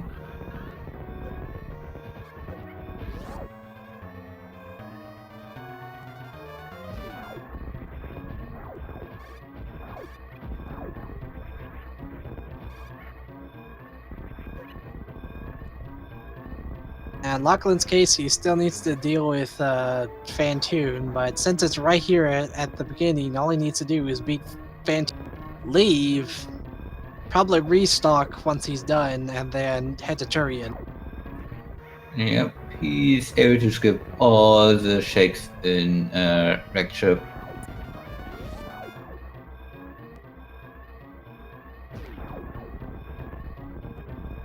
Oh, Raikou missed the Shine Spark, so he's gonna have to climb up the normal way.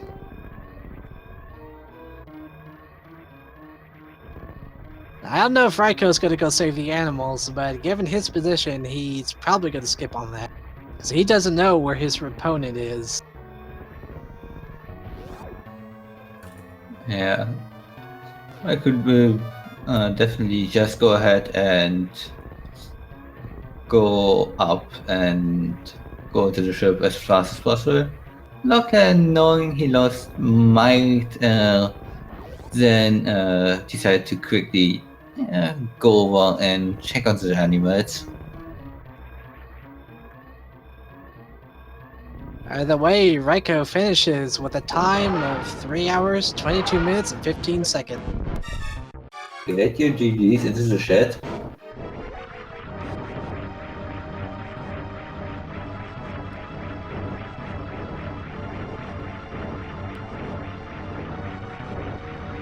Let's see if we can get Raiko in here for a bit of an interview.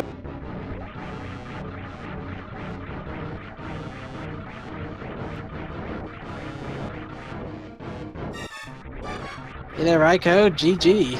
Hey, thanks for picking this race up on such short notice. It's cool.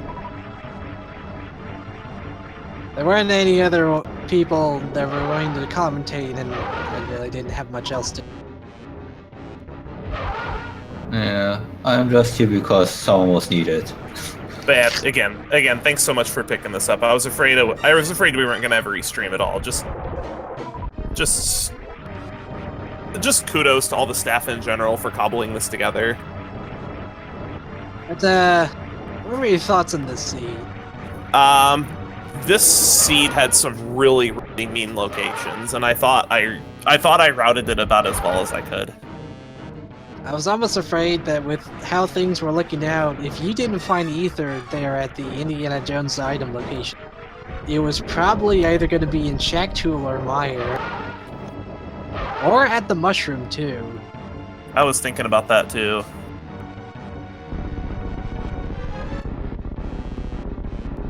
Dang, it would have been really bad if Ether was at Shack Tool. You would have had to gone all the way back for that. That's actually one of the reasons why I was trying to avoid killing Dre. Just in case I had to go back to Shack Tool. Plus, I hadn't checked all of East Meridia, but I felt the seed, despite how crazy some of the locations were, had some really cool routes. I've said this in past matches, but I'm a huge fan of, as soon as you find gravity, being able to go check West Meridia up Mount Everest to Red Tower and wreck ship, and that's exactly what I did. It's so clean. Yeah, I keep forgetting about that little location up there. Oh, the Mount Everest Meridia exit to Red Tower? Yeah. It's very easy to forget about, and it's very helpful. You definitely had some interesting routing there, because I noticed as soon as you found Hook, you didn't even bother checking Pink Brinstar. You went straight to Eastern Death Mountain. The reason why I didn't do Big Pink at the time, was because. Oh yeah, you were low on power bombs, weren't you? Power bombs was the reason why. Yeah, you probably could have. I would have said you probably could have gone down to the waterway, but you only had one, and you need two to get down there.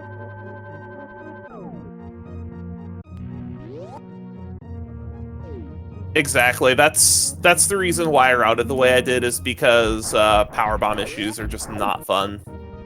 Yeah. And I was having power bomb trouble for a lot of the seed, early at least. And that actually got me in trouble in my race with Solski, but no, my race Solski last round, but no one was going to beat Solski with the time he put up. What time did he put up? Fastest time in the tournament. What was it? 2:29. Oh man, that is fast. Jeez.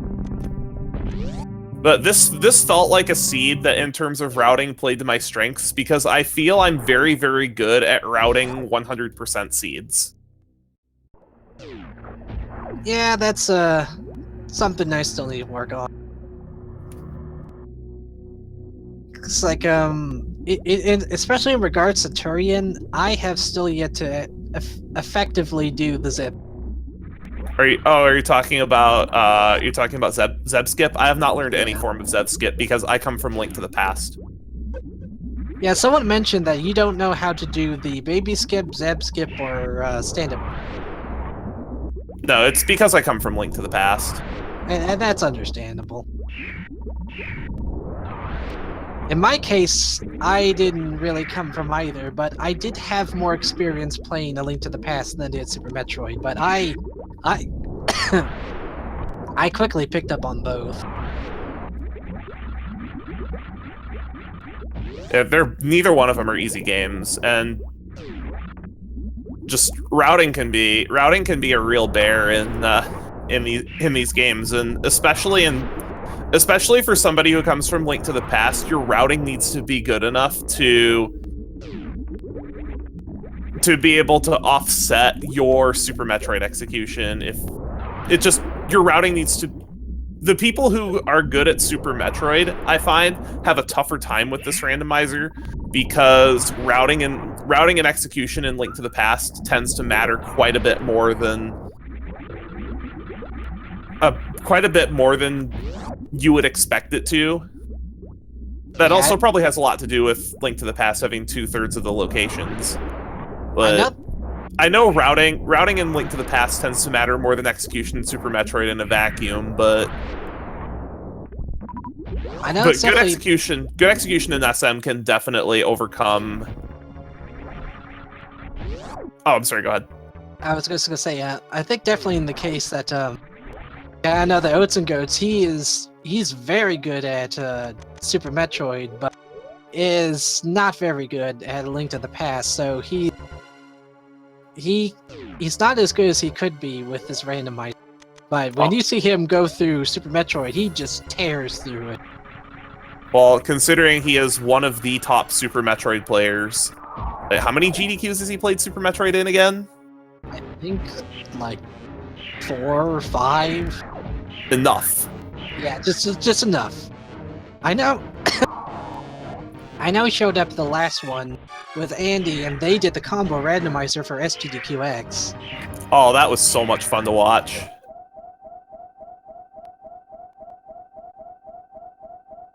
But are there any other parts of this that you found interesting? I thought Spike Cave in particular was a really nasty location, and also the Agaplay.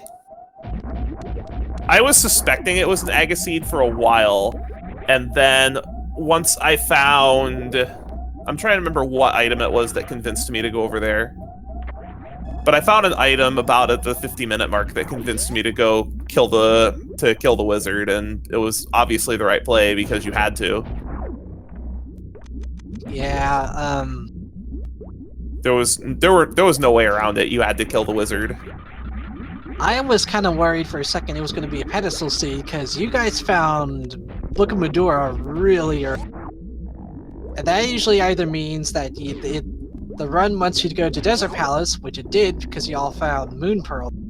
But it could also mean that it gives you early access to check to see what pedestal is. And thankfully, it was just missiles at Yeah, I checked it as soon as it was convenient, and I was relieved to see that it was just a missile expansion. I was unfortunate enough to have 2 pedestal seeds in a row in this tournament, but thankfully, when I was up against Oats and Goats, that was not the case. I haven't had to deal with any of those, but I've had to deal with this seed that required just about everything else. Yeah, it really had you guys check a lot of places. Despite that, the other thing that you might have noticed is I checked South Shore really late. South Shore, where's that? The Minimodum and Dam. Ah, right. I didn't check those until the 45-minute mark, and I was afraid if there was like a strength upgrade there, it would make me look like an idiot. Which there was the other sword there. There was not a strength upgrade though there. That was what I was more concerned about. Are you talking about one of the gloves? Yeah. The gloves luckily not there, otherwise Iron would have been required. Yeah. Because first glove was over in Pod, and the other one was in Meridian. Which because both gloves were behind Dark World Access. So this was definitely, without a shadow of a doubt, an Aghanim required seed. In the early game, I thought the person who had the lead would be the first person to figure out that you had to go kill the wizard. And I felt I made the play early enough and it paid off. Oh, you know what it was? It was the hammer. The hammer is what clued me into it being Aga 1 seed. Why is that? Because with hammer and hookshot, you don't need a lift upgrade to get to outcasts. And Aga at that point opened up so many locations. Before I found the hammer, Aga would only open up 1, 2, 3, 4, 5, at most 7 locations. Whereas once I found the hammer, going to Aga opened up something like 40. And it becomes much better at that point to if going to Aga would open up that many locations. I just think it's better to just do it, just because even if you don't have to go to Aga, you'll probably wind up losing time trying to avoid him.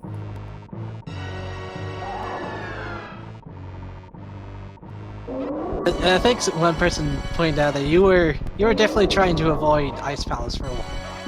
Oh, I hate Ice Palace. It's understandable. Ice Palace is my Ice Palace. I have a phobia of Ice Palace in A Link to the Past Randomizer and the combo, and I got burned on it in my first race. You might remember Ice Palace Turnima Herba Jurga Golgerga Bubbleba. Excuse me? In my first race, Algernon asked me about Pendant Ice Palace having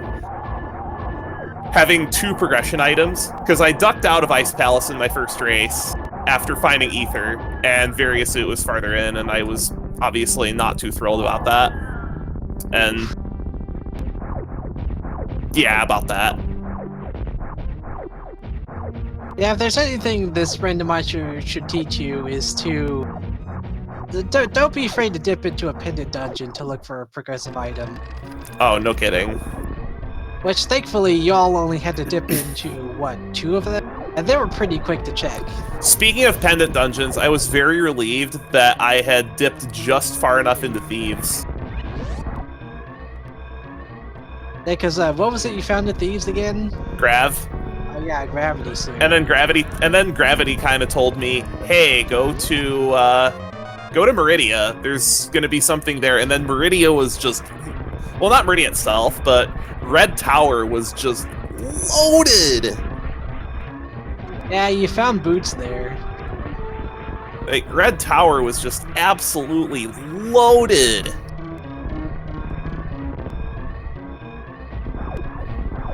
And you got that stuff a lot later than Locklen. Locklen got that one pretty early. He was able to check that all. Well, you had your problem with your power bombs early game. Although unlike you, Locklen looped back around through Lower Norfair to pick up Screw Attack, and I know that you skipped on it.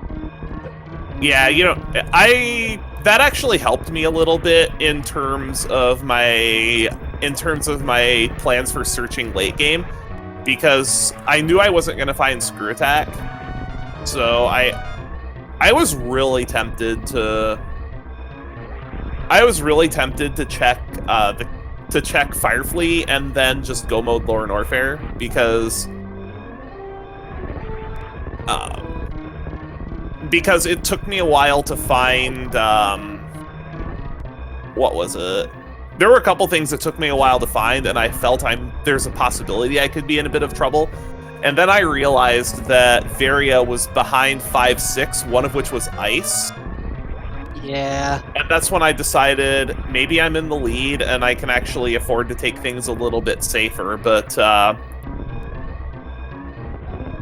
man. It feels kind of weird finding Varia locked behind the Pyramid Fair. I've had crazier things behind there. And then also the fact that Right Sandpit had both Cane and Fire Rock. Yeah, like I said, just the place was absolutely loaded. And it was probably a good idea for you to skip out on the X-Ray, because while you did do Dragon earlier, you didn't lose that much. No, that's actually another reason why I was holding off on Dre, is because I was looking for grapple. Because I'm one of those people that I'll try to avoid ammo killing Dragon if at all possible, just because her and I don't really get along. Yeah, that's understandable. Also, Locklen finishes with a time of 3 hours, 37 minutes, and 36 seconds. Only about 15 behind. Hey, Yeah, welcome, GG's. Locklen. GG. GG, and congratulations, RaikouRider. Thanks. I expect you to go far in this tournament now that you've knocked me out of it. It depends, because I probably have the weakest Super Metroid out of all the 3 ones that are left. And you just have to be good at both. Yeah, I need to work on my Metroid execution a bit. I just need to work on my execution with both games. Yeah, they're, like I said, neither one of them are easy games. Like, these are 2 very difficult speedruns. I mean, you could be good at one game, but that's not going to matter. You got to be good at both of these games. Exactly. Although my performance in the tournament kind of makes me want to take my estimate down for NASA 2019, because there's an in-person marathon coming up in June that Janice Seal and I, if he can make it, we're gonna submit the combo randomizer for that marathon, but we're gonna submit hard logic. Ooh, And hard logic. Our Boy, estimate it'll be the check tool. it'll be a co-op, kind of like how Andy and Oates did. That's definitely a lot faster.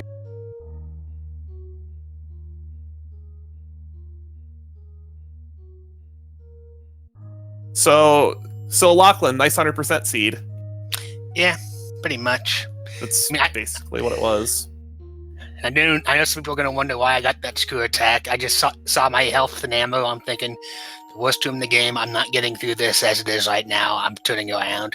At that point, I thought I'll just go through Bubble Mountain and scoop it on the way back into Lower North Fair. I want to find that stupid ether. Oh yeah, ether was in a horrible spot.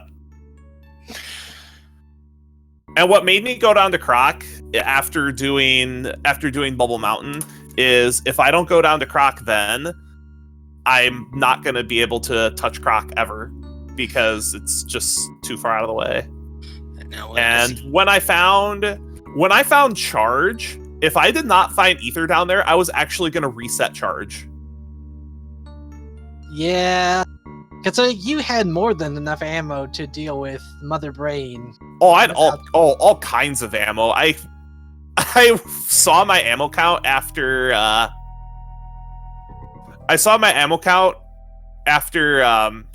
after refilling from Ganon, and I was like, oh, all kinds of ammo.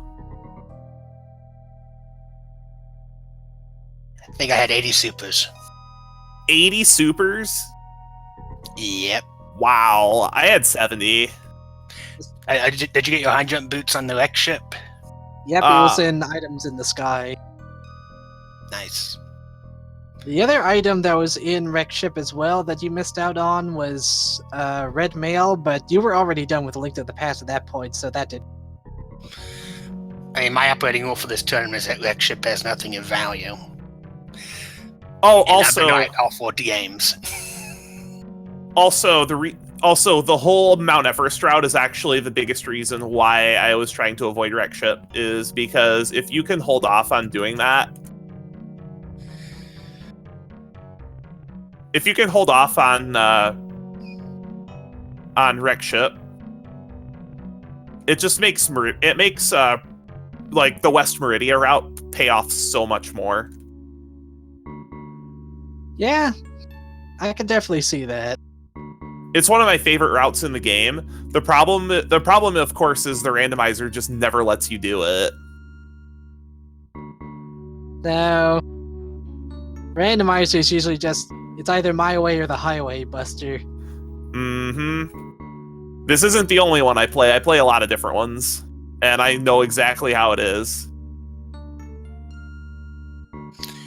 It's not this. my way turned out to be the Aghanim seed. Although thankfully nothing at PED.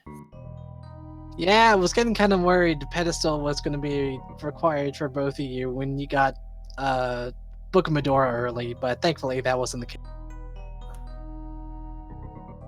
I wanted to check that earlier too, but I just could not find it. I could not find an opportunity to route it in, and then I find the fire out at Meridia. I'm like, oh, let's go to Skullwoods because we can check the pedestal. All right. Well, do you have any other questions you want to ask me? Not really. You got anything you want to ask, Michael? Not really. I'm good on questions. Other than just, I would like to hopefully dodge some bullets for round 5 because 3-1 is going to be a bloodbath. Well, at least you get luck in there. Thanks. Yeah, my next opponent is Kamidora. I'll have to see who my next opponent is. It's possible that one of us may just cancel due to the what week it's occurring in. That being Christmas. Yeah, I was really, really surprised that the staff didn't allow 2 weeks for that round. That seems a little sketchy, but it's their tournament. It could just be like they probably just want to get through this tournament pretty quickly. Don't want to have it going on for too long. That makes sense too. But yeah, final thoughts and all this before we close out? I don't have any. It's been a fun tournament. Yeah. I encourage everyone in chat to go ahead and try playing this combo rando yourself, even if you don't want to race it. Oh, it's so much fun. It really makes you think. And on the plus side, it gives you plenty of experience for playing both games. I should actually kind of want to do a run of vanilla SM at some point. Yeah, I gotta do that at some point too. 100% of course. But yeah, for all of you watching here, be sure to follow our racers here who put on a really good show tonight, and also the commentators and tracker for this night being me, Pantsneck, and Michael K, as well as HCF Wesker here.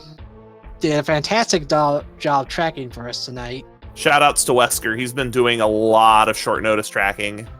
Yeah. Thank you. Also, I want to thank all of chat for watching this. And with all of the said and done, I think we'll be closing out. So, good night for the rest of you, and we'll see you later. Have a good one. Yeah, good night everyone, and some stuff. Goodbye.